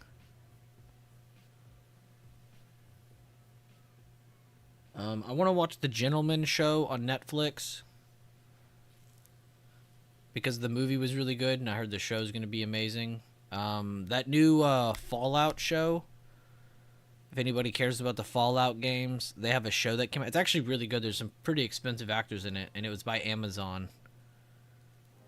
Oh, Timmy, you knew what I was talking about. Okay. Oh, that's what you were watching last night. That's actually on my watch list. I have that on my next to watch because the movie was really good, and it's apparently just like the movie except with different actors. So that's pretty cool. But they got some of the actors from the movie to return. But let's see. There's some other good answers in here. By the way, Gold Creation keeping us on task said testing the golden pocket if you grab a fib high of day to low of day. Oh, good looks. So you're looking for a downside one then. Heard Fallout was good. Might start that soon. I'm only on episode 3. I'm watching with my friends, like, episode at a time, and it's pretty good. There's a lot of killing in it. A lot of blood. You could tell it's an Amazon show. Amazon's starting to become this, like... I don't know. They're starting to become this, like... app that you can go to that has, like, bloody, gory stuff on it. Like, it's actually, like... I don't know. I kind of like it. I don't mind having it.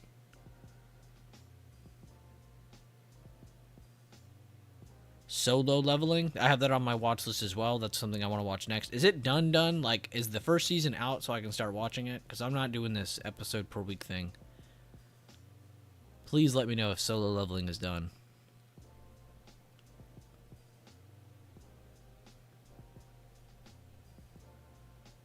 Low-key turn Washington's spies. Oh. I have heard something about that. Ninja Kamui. I feel like I know the thumbnail for that without even looking. Here, let me look at that. I'm reading everybody's. We're still paying attention to the chart, guys, but it's nice to look away. Oh, I've never heard of this, actually. Never mind.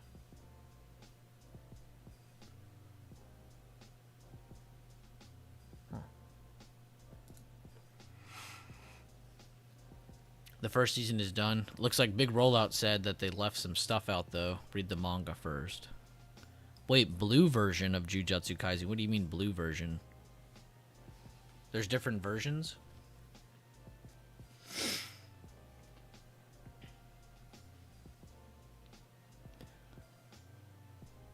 Second part of the season is coming out into the year, I heard. Damn. Daffy Buck said the only show I watch, and then he put my stream title in quotations.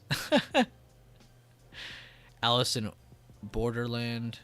It's good. It's like Squid Games. Oh, okay. We'll have to check that out. I didn't mind.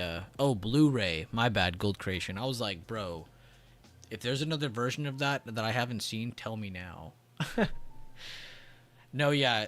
I know what you mean, though. He's saying Blu-ray because the animation is, like, actually a little nuts. It's like latest season Demon Slayer. It's just like movie level animation. It's crazy what they can do with this stuff nowadays. Any good movies anybody has that they've seen recently? Small drop at the 50%. I am still setting, and I have to wait till my line hits. So Mel's waiting for his parameters to line up still. Damn. Okay, so I can actually start solo leveling soon. That's good. I'll probably do like gentleman solo leveling.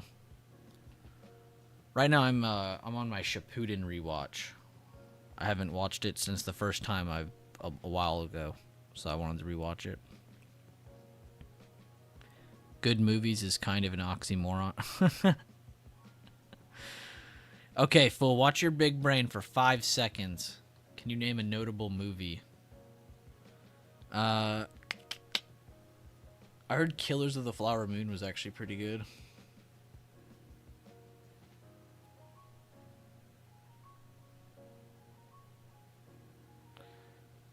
Dude, it is Gold Creation. It is crazy. Every time I have one of my friends that isn't really into watching anime, he's watching it right now just because that's the one that like pops out to him the most, Demon Slayer. And I was like telling him, I was like, dude, every episode, it's like a movie. It's just cool what they can do with all that stuff nowadays. Come and see.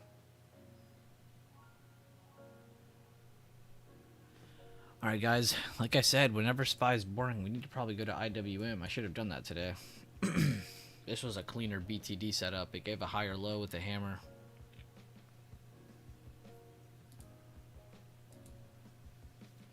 It's crazy. Microsoft's still trying to hold with Apple looking like it wants to just keep going down. The pull effect on those.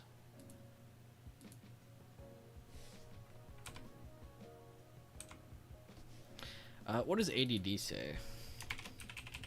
Are more things up or down right now? So we're still red, of course, duh. I mean, that one's kind of obvious, but there's definitely a lot more things being bought than sold right now. If you go from today's open. That's basically what this chart's telling you, by the way. If you look up $ADD, this is just telling you what's being bought and sold in the New York Stock Exchange. So that's not going to be everything that you could ever find on TOS or whatever brokerage you have. There's other things that aren't in the New York Stock Exchange, of course. But for most of pretty much what we all look at in here, it is going to be involved with this. But again, this is just something good relative you can look up or look at, and it just kind of tells you short term right now we're moving up. Yes, we are still red on the day. Yes, we are still pretty far from being break even on a couple of these charts, but it is nice to see that we are at least getting some action to the upside short term, so it isn't just an obvious drop. Like we said before, they're not just going to drop the market as hard as they can. They're not going to make it obvious. And this is something I always like to reflect on if you guys go to the daily. And this is something we talked about a couple weeks ago. We're talking about it again now. We talked about it months ago. This is just something we talk about a lot. But just not making it obvious. And I always use this exact same drop as an example because this was by far one of the weeks my chat made the most money. And it was because of all of their hard work. It had nothing to do with them spending a lot of money. It was because they had really good intuition on what was happening. So we had a bearish kicker lineup. When we got to resistance, we had a bearish engulfing, and then we had another bearish kicker. But what's the difference between all three of these? Well, this was the first pattern, this was the second, this was the third, right? The third was the only one to actually break a new fresh low under a good percentage of this candle, where we were actually pushed up, holding, and also, you don't want to ever just short the first one. It's nice to have extra confirmations, right? I'm gonna like this bearish engulfing a lot more if I know that we just came from a bearish kicker. The only reason we didn't like this one is because it didn't break a new low. Guess what this did? It did everything that this needed and had. It had candles before confirming bearish stepping into the chart. God, I can't speak. at resistance, they also had a fresh new low step in. And this is what gave us that intuition of, all right, well, they're probably going to take it from here. And even if we don't take these initial shorts away from this support, oh my God, away from this initial support, we can at least look for short-term retest away from the fib of that recent support. But that's one of my favorite charts to always look at, because it just again shows just how a chart should be shorted. That's how tops are made. It's not by one single sell-off. It's by multiple. And you can see that here. So this is just a normal pullback. This right here, nothing crazy about that. This looks amazing. Okay, just a good rejection of recent resistance, maybe even a slightly new made all-time high. And then you get another higher open that fails to make a new high. Okay, so definitely some slowdown feels into that one. And then you get a gap down under the... sorry, I was going to say that candle. You got a gap down under the recent low. They made a hammer. Okay, some short-term buyers stepping in, so they made some new lows. But that's definitely some slowdown sign right there. If that isn't alone, this is all together, right? Then we get a bearish engulfing, right? And just like on that last example, yes, this one did kind of actually make a new low under these lows. But you can see the next day inside bar. And this was a news day. A lot of you guys remember this because towards the end of the day is when a lot of that sell-off actually happened. Very nice higher open. But of that move, you know, they held the inside bar, they came back up, held another inside bar, faked this out with a higher open, came back down, closed back inside of the range. Crazy day, by the way. Another little just kind of bounce of a couple of days. And you can see now we finally were given a bearish kicker that made a new low. What did they do the next day? Higher open. They trapped so many people right here because they kept people from staying in their shorts, which allowed them to make those people close it out, hold this higher, and then they dump it. Right? How convenient of them. But it just goes to show they never just have one candle that says, yeah, that's it. No, it's always going to be a combination of things, right? So the slowdown here, the bearish engulfing here, the lining up of this with the inside bars, and just the fail to just show any kind of extra pressure to the upside. You know, this one definitely not as obvious as the other example, of course. But it just again just shows that same concept. Just again, it's not one candle, it's going to be multiple. It's going to be multiple days of information before you see highs get shorted like that. So very cool. And the same thing too, if you guys want to have that conversation, like look what they did every time they did pull back. Like there were nice bullish recoveries. These were very strong bullish moves. But look what they did each time. They made a low, then they made a higher low with a bullish hammer, right? Same thing happens here. Oh, well, I guess it's over here. But they make a fresh low and they have multiple inside bars. I know you guys remember this because every time we mark these inside bars and they closed higher. Okay, awesome. We got some nice moves from that. Let's see if they come hold this fresh low. Let me just draw a straight line as I can. They fail to. End up closing a little higher, failing back under again. Continuation happens. And then the fake lows put in and they give us that 90% entry and the continuation up. So it's just like same thing for the bulls is what I'm getting at. You know, if we get any recovery here, it's not going to be over the course of just today's candle or just one candle. If the buyer recovery happens from here, again, we already talked about the short scenario continuing. Now we're talking about to see what do bulls need to see. We need to see higher lows here. I don't want to just see one move. I don't want to just see one move send us back up, and if it does, then I want to see good levels hold if that one move ends up, you know, sending us higher, right? But besides that one big move happening, we want to see some higher lows. We want to see tests of this support again, maybe, you know, just anything to show signs of life, not just one candle, but multiple signs of confirmation to give us that intuition of like, okay, recovery is definitely possible from here.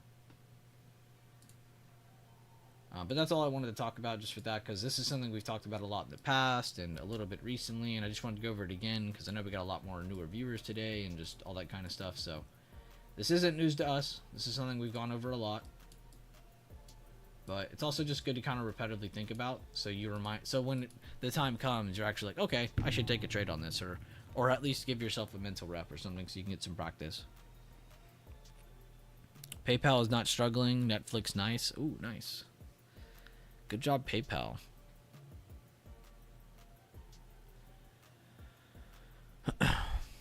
And no, Corey, I don't know. I don't know if it'll be green or not. I have no idea. I simply have levels that tell me if they are or not. Once that happens, I will know. Right now, we're in a 50-50 area. But intraday-wise, day trade-wise, we are building higher lows after hitting 502.42, and we are over 503.50s, which is an area that bears need to reject to keep us down. So seeing this move up here, if this was to hold, there's a very good chance we at least smack today's open, maybe even today's highs. But we need to get past that level and close that to get higher up on the chart, though.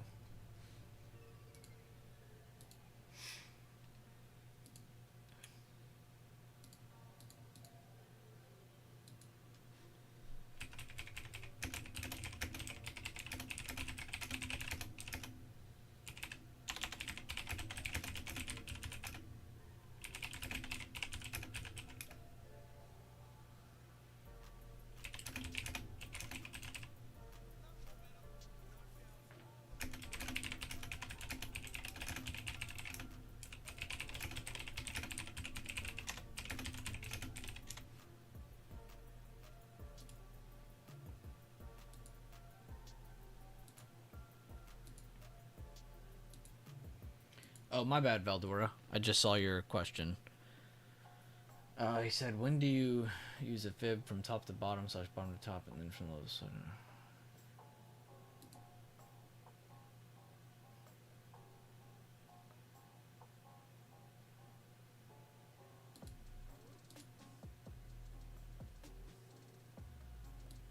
Oh, I see.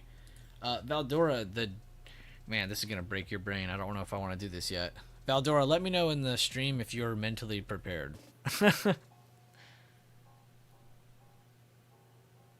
I'll give you the rundown on both. And I'll show you exactly why. Nah, you're not. All right, well, here, for now, let's at least go over this. For now, you need to continuing to do that first one you did. So, like yesterday. Oh, here, wait, let me actually go to yesterday. So, like yesterday, like we had this dip from here, and then we made a fresh low from here to here, right? And then you're watching here for some shorts. See, that's a great thing to look for short term. But not every time are you going to get that exact, fresh low. So it has to be from what level are you getting it from? So like here, it's the fresh low. I'm going from where we made a low under today's open, and then it just kind of held here for a bit, looking like it was going to be bullish, and then it held with lower highs, came back down, so it dumped. So what this one does is, okay, here's my bearish fib, right? But let's say, and like in your picture, we see a good hold. So if you go from the low to the high of the first impulse move, so the exact same way I just drew that level, I'm going to go from the low to that high, right?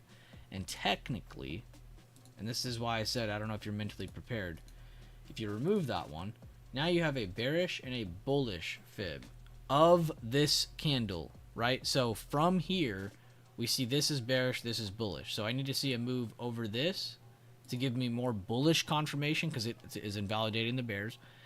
And I need to see a hold over this, right? Or at least a hold of this fib that's underneath. And you can see, for actually 2 5-minute candles, they tried to hold this before giving us a bearish hammer and closing under. Not only did they close under that, they even moved back under, hitting our first target, by the way, filling the gap of overnight, working back to that was a bullish fib, broken now bearish fib, bearish zone, but bearish supply. I don't care what you call it. Label it what you want to help you remember it better. I don't care. That's going to be where you want to look for your pattern trades. But look how much setup there was for that. So I'm not, and this is also not ideal. Not every second, not every day are you needing to draw both fibs like that, right? If you know we just broke a big low, like right here, like let's say this is previous day low, right? You sold off and you went all the way down to here, and this was our first buyer candle, and you're looking for trades here, and it just doesn't pop up. Oh, okay, it just doesn't pop up. Remove the fib, move on. Not every day are you going to be drawing the exact same fib. But that's why I was asking if you were mentally prepared. What did I just delete? Oh, I deleted the wrong line. That's why I asked if you were mentally prepared, because there is technically a bullish and bearish fib. So I like how I asked you, you said no, and then I did it anyway. But in short, that is what you're looking for. And you can find some videos on that on my YouTube channel, breaking that down on basically where to be bullish and bearish based on certain fibs. But the fibs rules have the exact same reasoning every single time, right? And you need to be able to break that down yourself. Like if you know you just drew like, oh, I like that this made a low right here, and this is where it made a fresh low from this candle, where it made a new low under this candle right here. Where did the first buyer pop up, right? Where did the low finally slow down? It was right here, the very first time, right? And then that's where is a high high probability area. But you need to know it's from that level to that level, right? And then mark that off. Delete the fib, move on, right? Some days, let's move up. Let's pan this up so we can look for a bullish fib here. So let's say price breaks up. Let's say price didn't sell off that day. Let's say they came back up and they make a move. Here, let me make this a little longer, actually. Oop, not like that.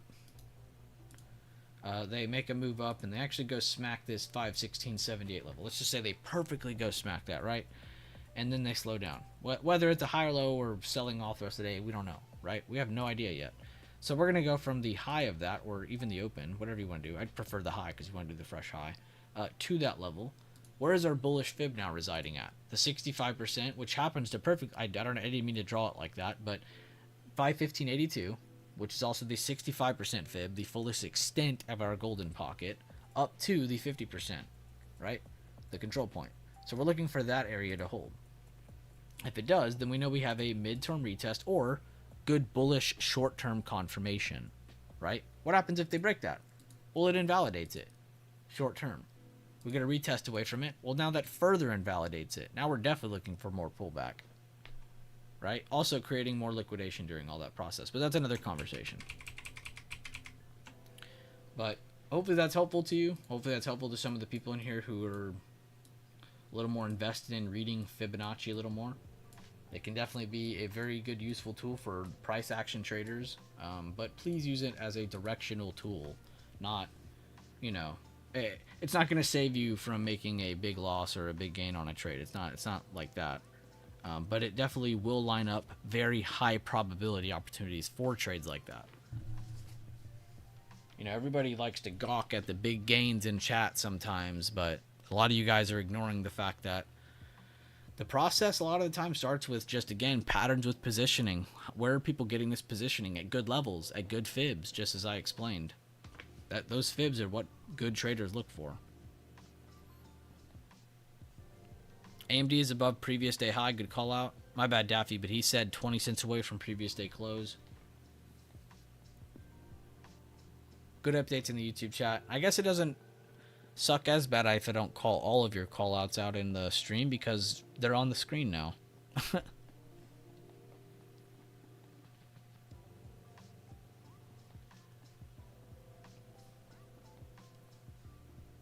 That is so cool looking.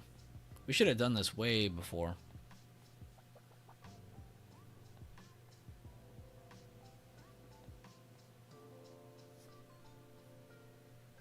So let's do like a naked chart then.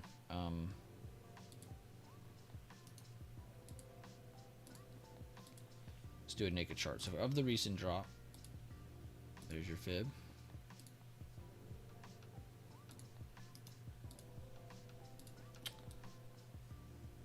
Of your recent move up, so from here to here, here's your short-term bullish fib. Let's just watch those. See how those react.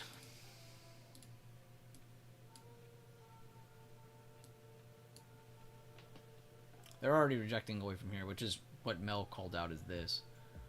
Let's see what it does from here. Valdora says, I honestly think I'm overcomplicating the fibs. KISS, which stands for Keep It Simple Stupid for anybody who doesn't know what KISS stands for. Just a funny way to remind ourselves to keep things simple. There's no need to make things so complex. Nice, Sue. BAC is down 4%. Ouch.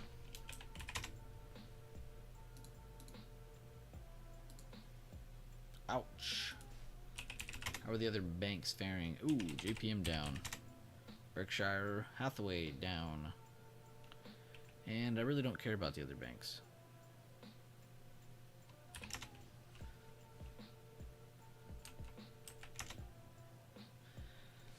I think MasterCard or Visa would be a good short. It's like a lotto. But they've already made really good substantial moves down, even before a lot of the dipping on SPY. Costco's a crazy one too, because this is one that's still holding pretty good support area.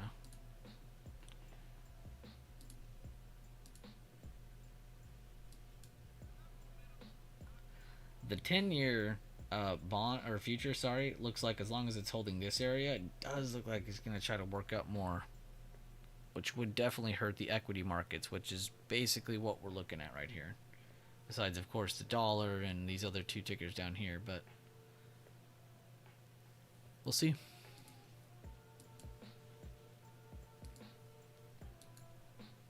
Moderna might be giving us round 2 to the downside, but probably want to wait because it looks like every time they've made it back down to the support, they do take a couple days of working back up before giving us structure and then breaking back down. So it might just be one of those ranges. Might just have to keep watching that. Roku, nice wick up. SMCI kind of quietly having a higher low off of its recent lows, I should say. Nike, good wick to the downside, filling that gap.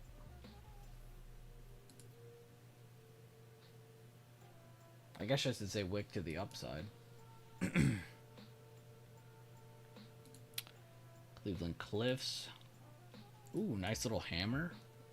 Sitting at the bottom of that little zone there. I don't like how close it is to earnings, so probably avoiding that, but definitely keeping our eyes on it, just kind of tracking it. Ulta really just kept falling. Okay. 423 after making the rally to 575 just about. UPS at a short-term bullish fib. Probably see some upside pressure into earnings, but we'll see again, just like I said with CLF, I really don't like touching earnings plays, especially when they're about within a week of its earnings. ABNB, nice hammer. Inside bar rejecting, probably going to the downside a little more, especially if you get the break of 155, invalidation over 158.58. Qualcomm did move a little bit lower from that candle that we were talking about yesterday, but not much. Nothing to really call home about on that one. And it looks like SoundHound is finally making it down to that level at 370. See if they get some buying pressure here. If not, 370 breaks. There's no telling how much lower that can go. Delta Airlines. Looks like they did just want to hit that low and hold. TSM.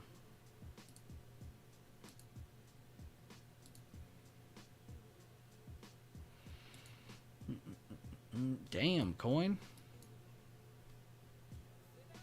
Of course, the over weekend news bringing it down with all the Bitcoin selling and continuation of that. But at least on the bright side, they have some gaps filled.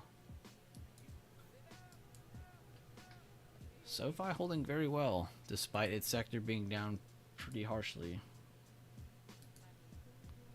Boeing finally putting in an inside bar.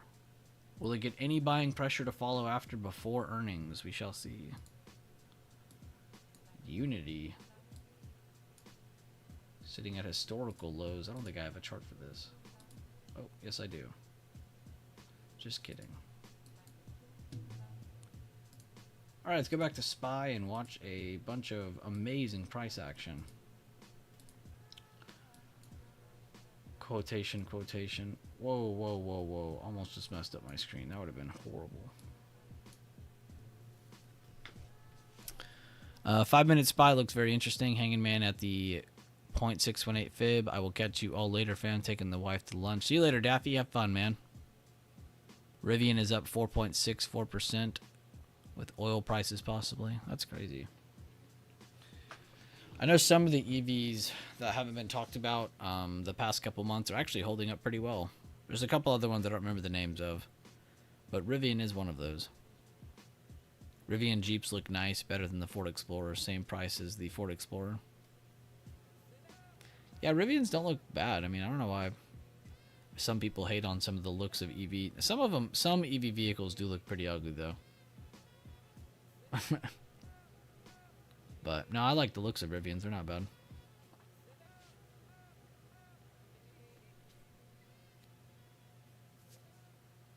Man, I'm gonna be drawing another fib after this. Kind of sucks because you got like this high to worry about. You got this high to worry about. You got this high to worry about. You got the low that we fell from to worry about. The halfway point of the low of the fib that we fell from to the first low that we have. It's a lot to look at here.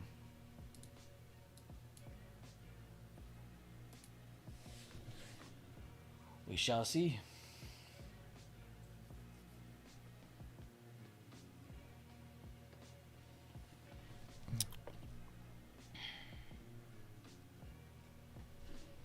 Oh, I gotta stand.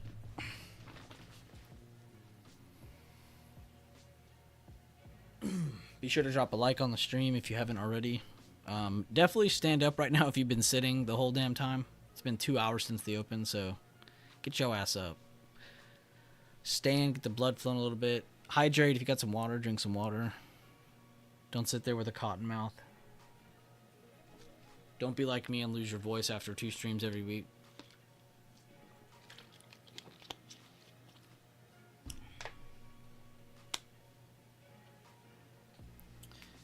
It's good to get that blood flowing. Go walk the dog, keep it happy. Facts.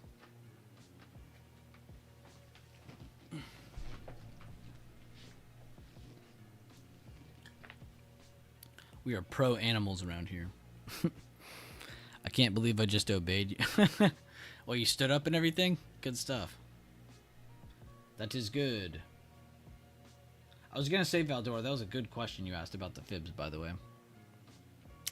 And I was saying, like, are you mentally prepared? Not as in, like, if you're smart enough. It has nothing to do with IQ. I believe you are smart enough.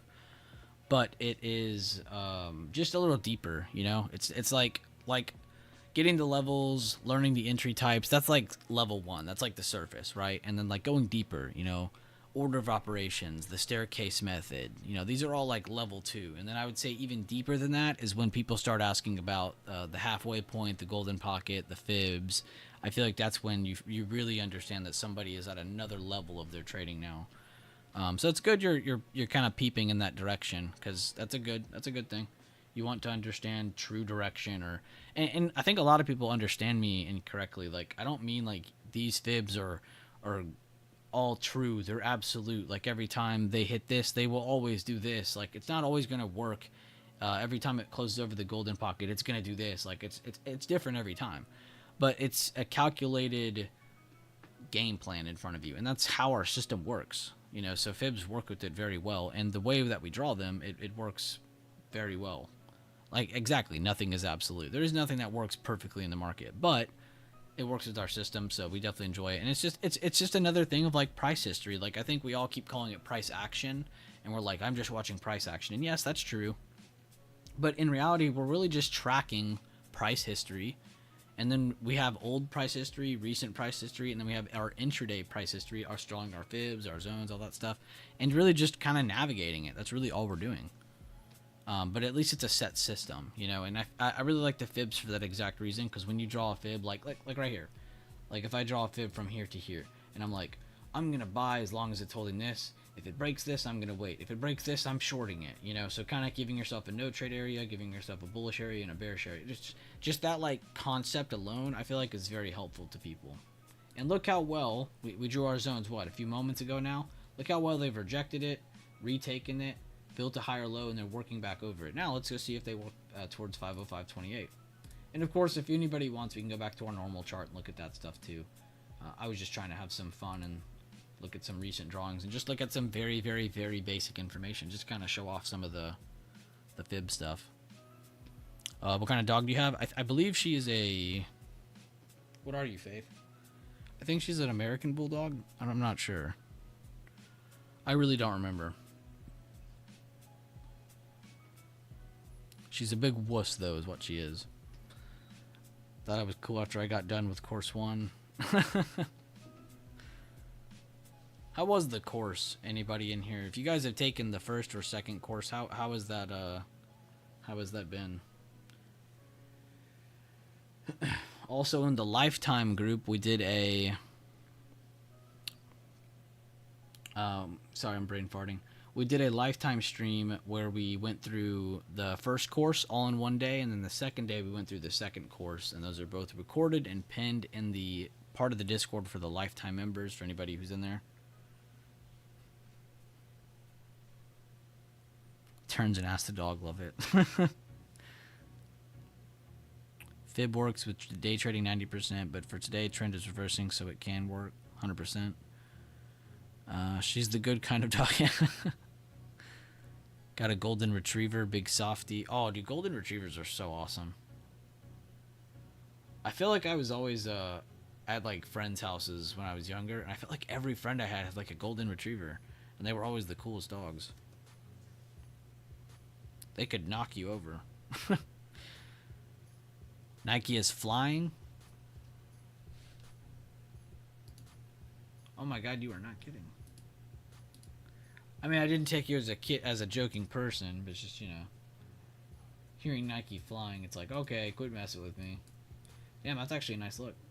A lot nicer look for them now. I see AMD is still holding a lot of its gains.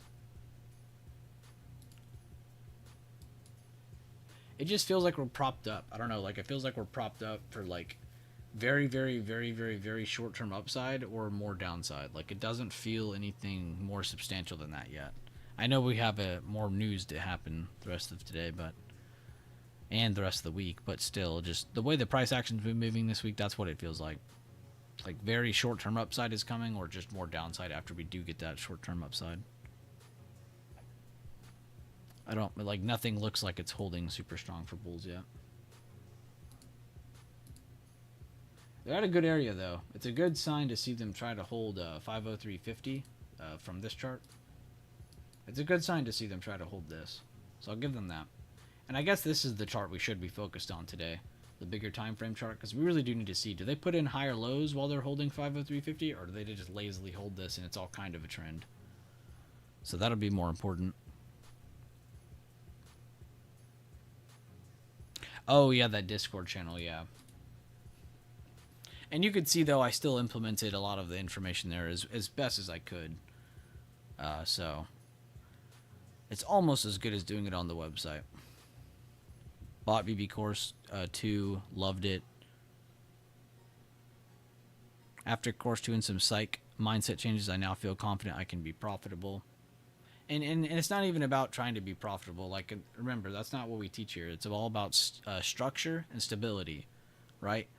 When we first start out trading, it's like it's a vast sea. We just see information everywhere, and everybody's teaching one thing, and everybody says this works, everybody says that works. We're just lost because there's just so much, and that's what the system is for: structure and stability. If you profit, that's going to be on you. And that's again why I always give credit to people in here when they see those results. Like they'll be like, Bueller, it's all thanks to you. It's like, no, dude, it's literally all thanks to you. You could thank the system all you want, but to trade it correctly, that is all on you. The mindset changes too were on Leland Strike video. I used to oversize all the time. There you go. See? I'm glad that helped you too, man, because I feel like Leland Strike video really helped me a lot too. Just the way, because like, we already probably knew what he was talking about. But then he broke it down and like actually gave a deeper like understanding of it. And I was like, oh my God, I didn't know any of this. I didn't know anything of what I thought I knew.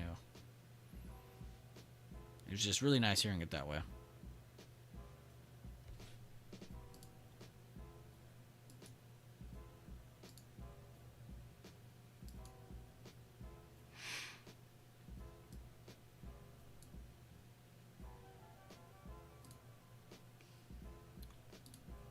Ignore the arrows. I post that for beforehand just to kind of give people direction. What chart were we on for testing this? It was the King Carnage chart. And then we were on the 1 minute because we just wanted to see what's up.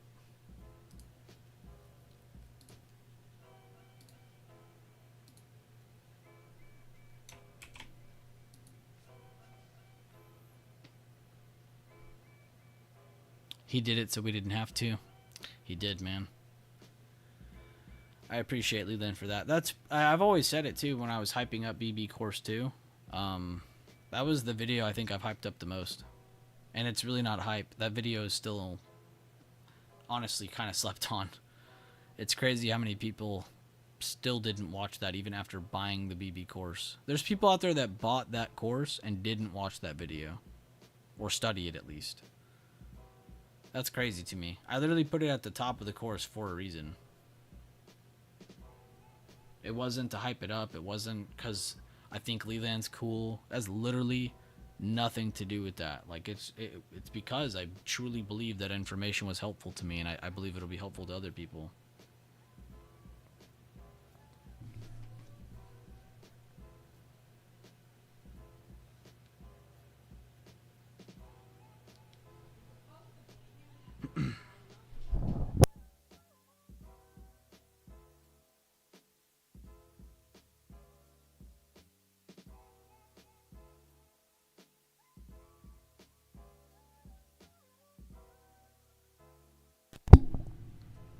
I need to fix my fan. Yo, don't call people out. No, I'm really I'm gonna cool down on that. People want to grow, man. That's on them. I'm gonna focus on the people who are here.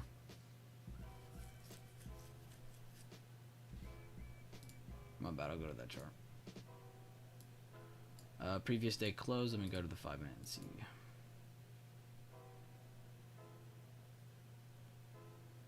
Oh, we are at previous day close, aren't we? Yeah, this is previous day close. Oh. I didn't mark it today just because it was inside of my little zone here. But this is exactly what it is. Good call out by Mel. So we got today's open, previous day close. Just kind of adding them on extra, not really utilizing that previous day close just because it is inside of our zone. And it's so close to the top of it, I mean, you might as well just look at both. And thank you guys for over 40 likes on today's stream. We had over 170 people click on today's stream. That's a lot. Still got almost 60 people in here chilling. Hopefully a lot of you guys are doing good. It's almost 11 o'clock. I didn't even realize. Yeah, I hope you guys like this new stream setup, how it looks right now. There's maybe some things we can add to the top or the bottom, but I think this is how it's going to look for a while. I just got to remember to put the chat URL in every time. This is not a bad look, though. Looks like SPY's trying to poke its head back above the 504.50s again. A good hold over here can bring a good push to 505. A good push beyond 505 can actually maybe break this little trend we had here. If they can build some support over 505, that'd be very bullish short term.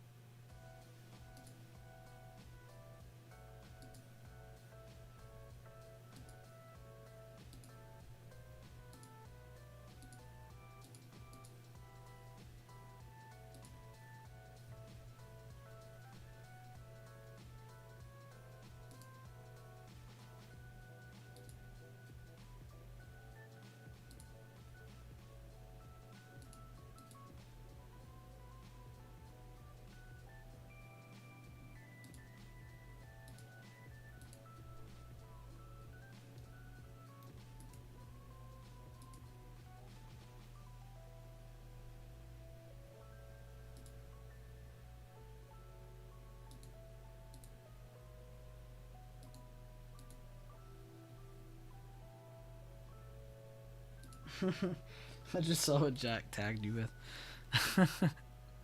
That's funny. Level did not work today. Did not work totally fine next day. Yep, right now they're pushing past previous day close, pushing past the top of our zone, pushing past previous day.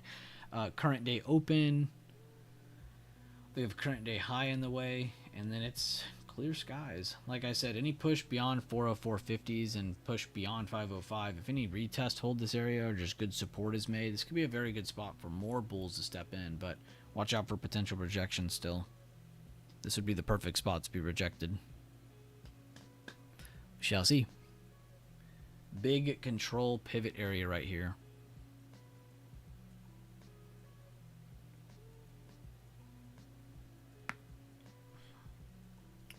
That was my neck.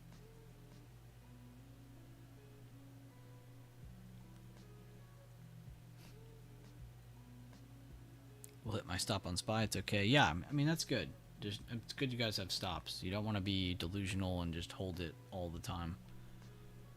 Because it's not that you're, like, wrong or anything. It's just, like, right now you're wrong.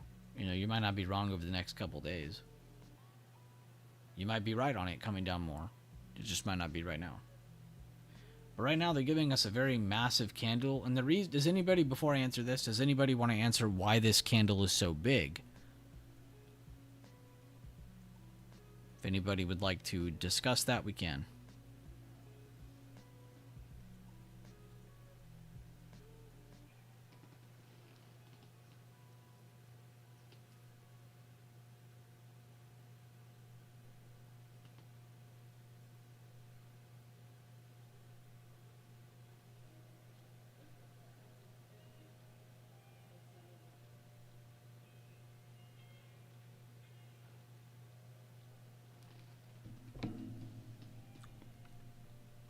Might hit it and it might sell off right again. 100%.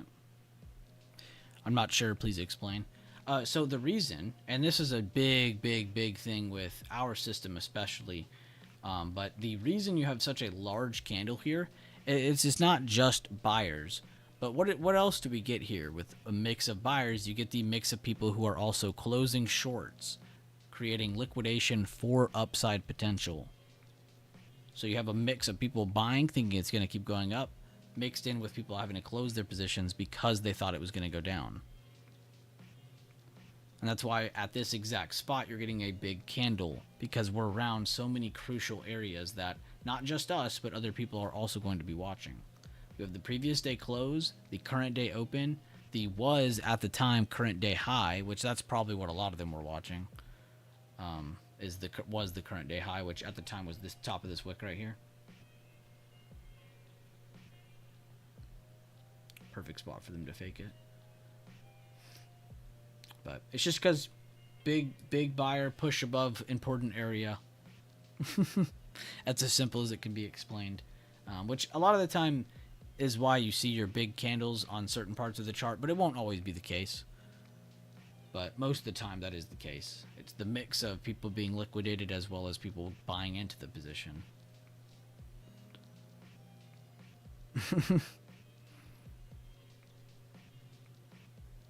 Yep, push towards stops. Exactly, because the current day high, everybody's going to be watching that. No matter what system you're watching, you're most likely going to be looking at your current day high. That's what we just pushed above, and then we just shorted back under. That we just dropped back under. Good call.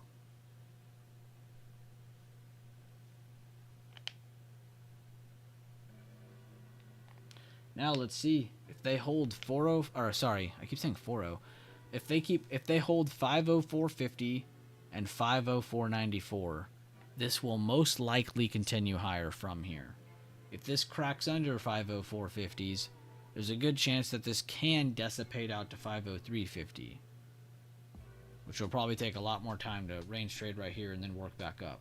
If they don't, of course, lose support. So, very crucial area right now being tested.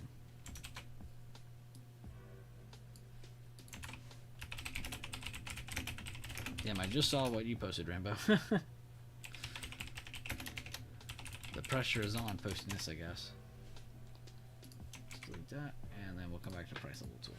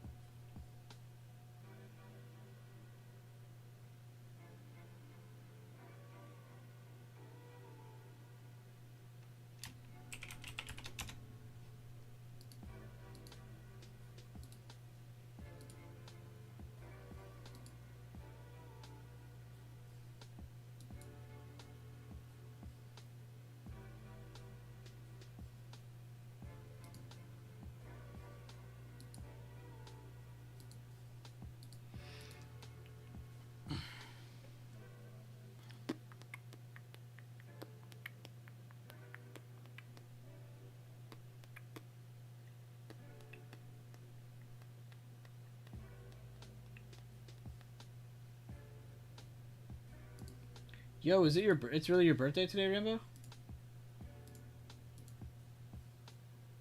Oh, your birthday's on 4/19. Damn, it's Rambo's birthday in 3 days. Damn, this Friday. Ooh. I'm gonna definitely spam your birthday on Friday then. Damn, well, good job on your trades, man. Happy birthday, man. Or happy early birthday. I'm happy you got your bag today. 9% growth on that big-ass account, man. That's crazy. Congrats to you.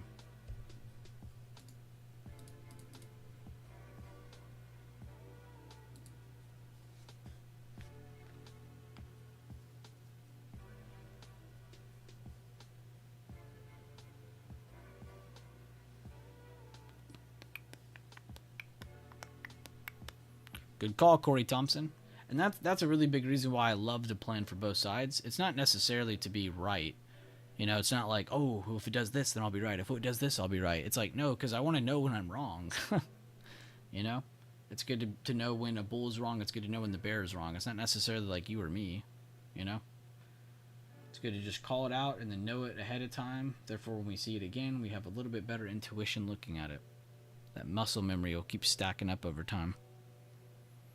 Oh my god, Mel. 87% on that drop. I will slide to my appointment. Oh my god, Mel. Didn't get it cut.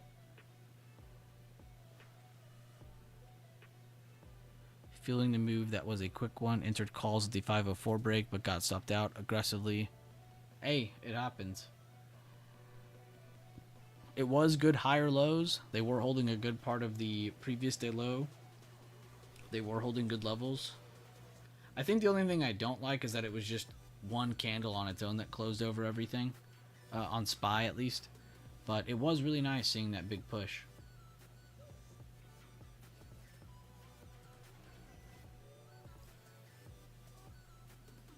No, Mel did not lose 87%. Mel made 87%. You don't know Mel yet, Corey, but you will learn who Mel is soon enough. Just know anytime there's large red candles, he's probably in puts. Mel's the one. Mel and Leland are the two people that I can almost guarantee you when you see large red moves on the SPY chart, at least on SPY or SPX. Those are the two people that my brain go to thinking about, because I know for a fact they probably caught it. But no, Mel did not lose.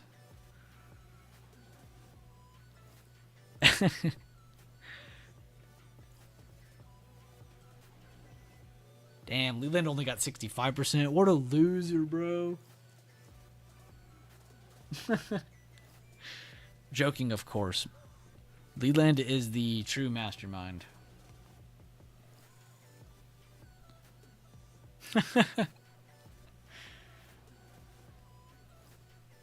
We need to come up with some like funny memes where it's like something from Star Wars or something where it's like two people battling, and then just have one picture of like Mel on the left, one picture of Leland on the right.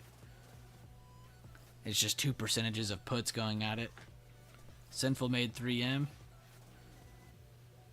Damn, they are still dropping that. They broke 503.58 for a second.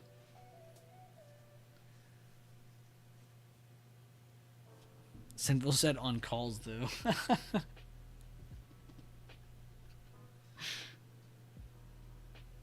Sinful's like, yeah, bro, don't be lying to them about what move I'm making money on.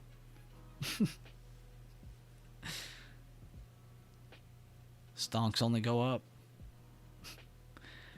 Once we're in the bull market, we'll post all my positions. I do stocks in the 500 of the penny, winner of the year.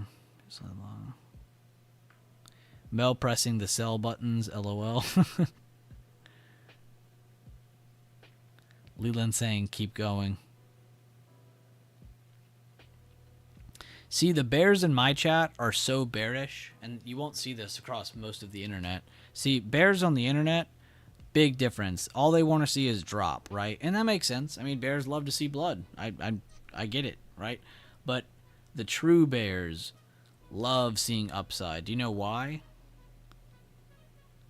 To create better risk reward scenarios, to create better risk reward opportunity for their potential shorts in the future, of course, because without us going up, you don't make good risk reward trades for going down. Exactly, Leland. He just said to short the shit out of it. Mel said he has a runner at 119%. Good job, Mel. Dare I ask for a fresh low for Mel's runner? Dare I ask?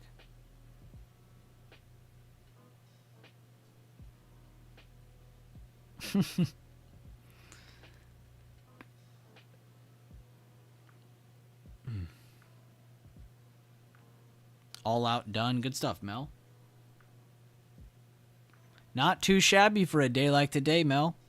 Movement's not too crazy. Implied volatility is a little higher than usual, so things cost a little more. Might not be moving the way we're used to seeing them move. Good catch, man. Seriously. You and Leland. Congrats to both of you. And anyone else who might have just caught that as like a learning experience. Good to you. It isn't all about the money. Leland says he doesn't believe you, Mel. He doesn't believe that you're all out. That is right, though, Mel. You could be lying to Leland just to get a bigger percentage than him. He says he doesn't have to.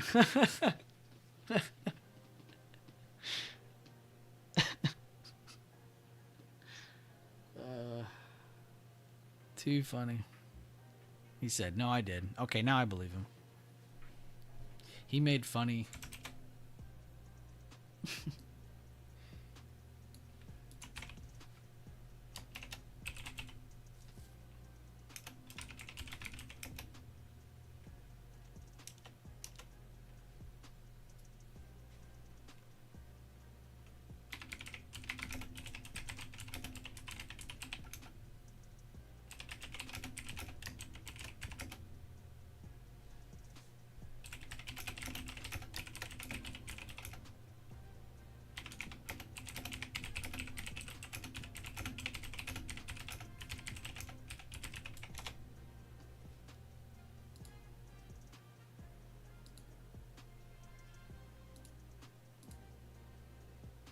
Hey, nice, Ryan.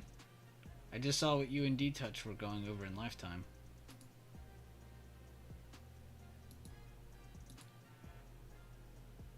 Damn, look at y'all.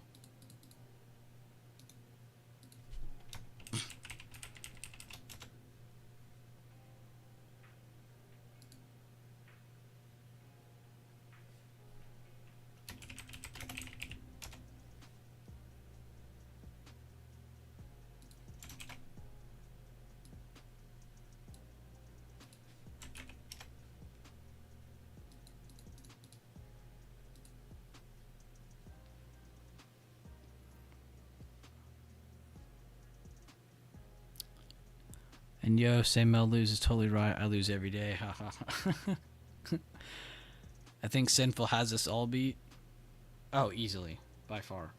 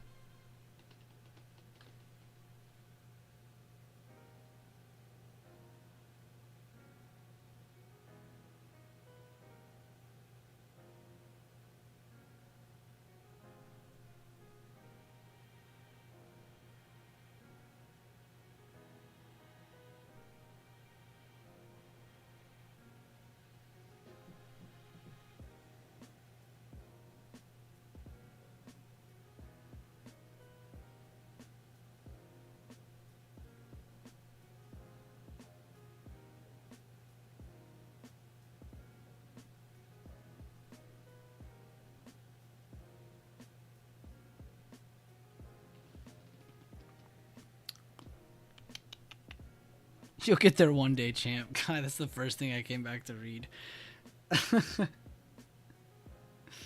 Oh, that's funny.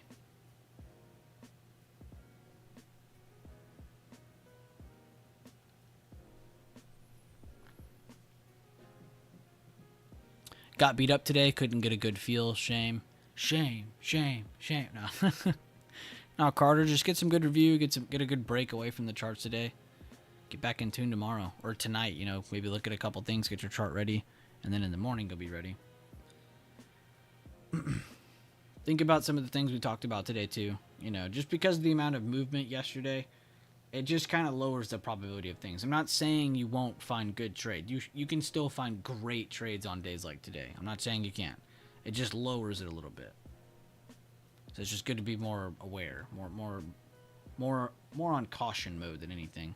But if you kept your losses small, that's the real question. I think we need to start asking ourselves that much more. You know, did you keep your losses small if you did lose? And if you missed out, you know, that you didn't lose money, but it does take away a lot of that confidence within you that was supposed to be in your trading system, you know? Need to work on your conviction? Okay, so it is in that direction. It's that muscle memory, man. I'm telling you, the more you look at this stuff, the more you trust it, the more you have conviction in it when you're actually taking it live. It's a slow, annoying-ass process, but it's the only natural way of arriving at that goal without, you know, using an indicator or some buy-sell signal or anything, like using the system as it is. But you're being honest, and I feel like that's an amazing step in the right direction. How many people in here can say that they were honest with themselves today? Carter here just said he got beat up and couldn't get a good feel, and he wants to work on his conviction. Can you guys say the same? And that's kind of a rhetorical question. That's something you answer to yourself. You don't have to answer chat. Eventually, I feel we're going to be paying Mel money to be buying his Poot contract. Yeah, honestly, you go to buy calls and you're really just feeding his liquidity. You go close it and you're just opening more money for Mel. I will see you later now. Going to things. See you later, Mel. My bad. I didn't even see that message.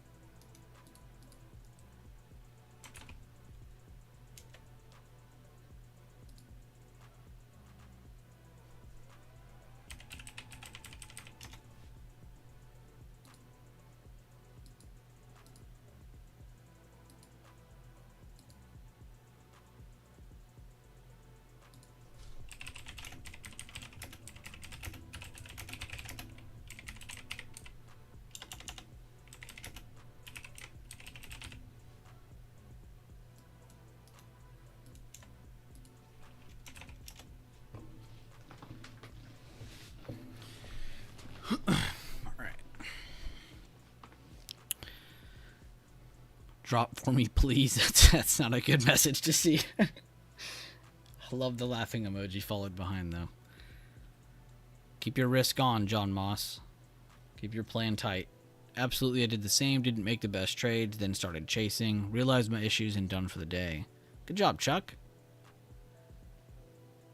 See? We can have a bad day and it still have some bright side to it. You know, see, we used to be cavemen who would just walk into dark caves and walk into walls. But see, now at least we have a campfire in front of us when we walk into that wall. At least we see the wall that we're hitting, right? Horrible example, by the way, but It's just what it feels like. Like, it feels like we're just walking in the dark. And then you have all this stuff, and even though you might still be making mistakes, at least you see the wall that you're literally walking into. And it's like, okay, well, I could try to work on not walking into that wall. And then you walk into another one, like, oh, fuck. Try this again.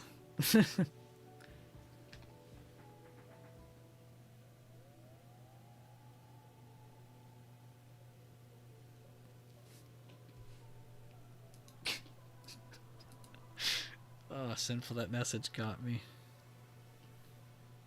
And never drop them off.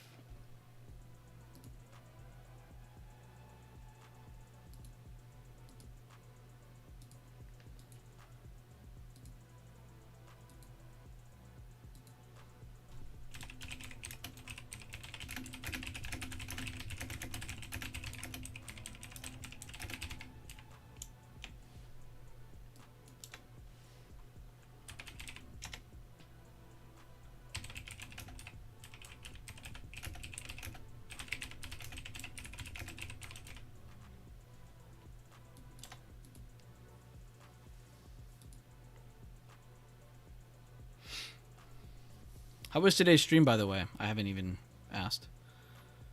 How was today's stream? I asked how your days were, but I didn't ask how the stream was. How was all the updates? Hopefully it hasn't been too boring. I know I've been just kind of staring at SPY, but we did go through a lot of potential swing setups and just kind of some stuff in the early morning, kind of updated them later in the day. I do both day trade and swing trade kind of analysis / updates. I try not to favor just one or the other, but I do kind of just stare at SPY for a while sometimes when I'm just chilling.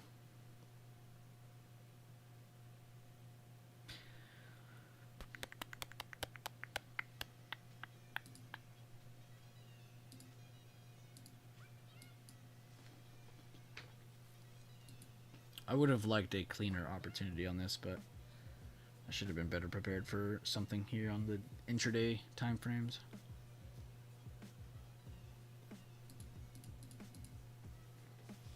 Enjoyed it. It's good. Great stream. Always end up learning something new. That's good. That's good. Hopefully we all learn something new together. Because again, guys, it's not just about like, oh, listen to everything Buther says. He's so great. Like, no, I'm not. I lose money. I'm not perfect. But we can all work on these things together. Because we're all trying to trade the same system, or at least trade in the same direction, you know, using the same system or same idea, using the price history levels and, you know, the emerging candles, the pre-market levels, the previous day levels, all that good stuff. I like having the company while trading, lots of learning. Oh, I guess that's a good thing too. I have had a lot of people tell me that too, what Susan just said. It's just nice having the stream on in the background. Very cool, very cool. I'm glad we can keep some people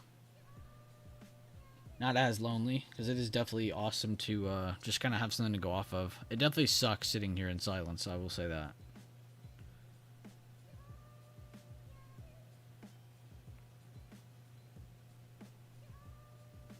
But guys, with that, I think I'm going to end the stream there. I think we saw some pretty good basing. I think tomorrow's going to be great. So just like yesterday, guys, let me get to it first. Just like yesterday, or last night, I should say, be on the lookout for updates on the SPY levels, which if we don't move much, there might not be that much of a change to them on SPY and IWM. So be on the lookout for that. But I will post new levels on that. And if I need to, I will post an update on this. I'll probably give this a couple days. I don't want to post it every single day, because I don't want to annoy people, and then it's just kind of like a process, and then people aren't paying much attention. So I'm going to update this when I think it's the right time to. So you might see it back-to-back days. You may not see it for a couple days, but I'm gonna keep that daily time frame chart in there. And yeah, that should be posted. Looks like Daffy on his first play back had a very big win. Looks like he took a small loss here on his SPY play today, which that's good risk because he's not spending that much on that play. And they made a lot on his first play back. But either way, good to see all the chat moving along just fine. Everybody's kicking ass together. Make sure you guys are voting in the polls channel too. I know not everybody's in the Discord, but if you are in the Discord, definitely come in here and vote and just let us know how your day is.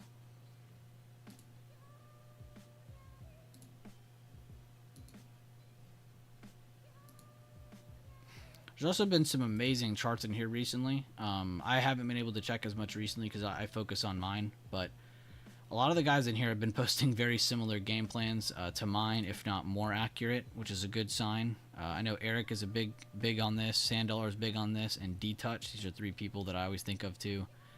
Jack's doing really good too, but you'll see him in Trade Floor more. He'll be in here posting charts. But yeah, just a lot of really good, awesome charts being posted everywhere. But hope you guys enjoy the rest of your day. Please be very careful with Powell.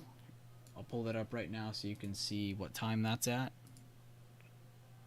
Financial Juice, where are you at, my guy? There you are. So, a lot of stuff happening. Is this the filter on? Wow, it is. There's just a lot happening today. There's a lot of people talking. A lot of yappers. But you got Powell pretty soon, actually. So, be very careful around that time. No need to sit here and stare at this stuff. But that'll be in about, what, 55 minutes, if I'm correct?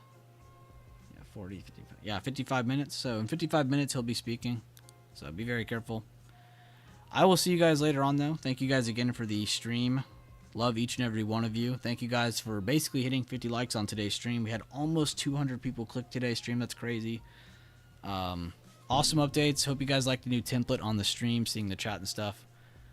They need to add memes to YouTube so you guys can post memes and we can laugh at stuff while we're just looking at charts. But maybe that's what we use Discord for. But guys, I'll see you later on. I'm just yapping now. I will see you later on. Be very careful and hope you enjoy the rest of your day.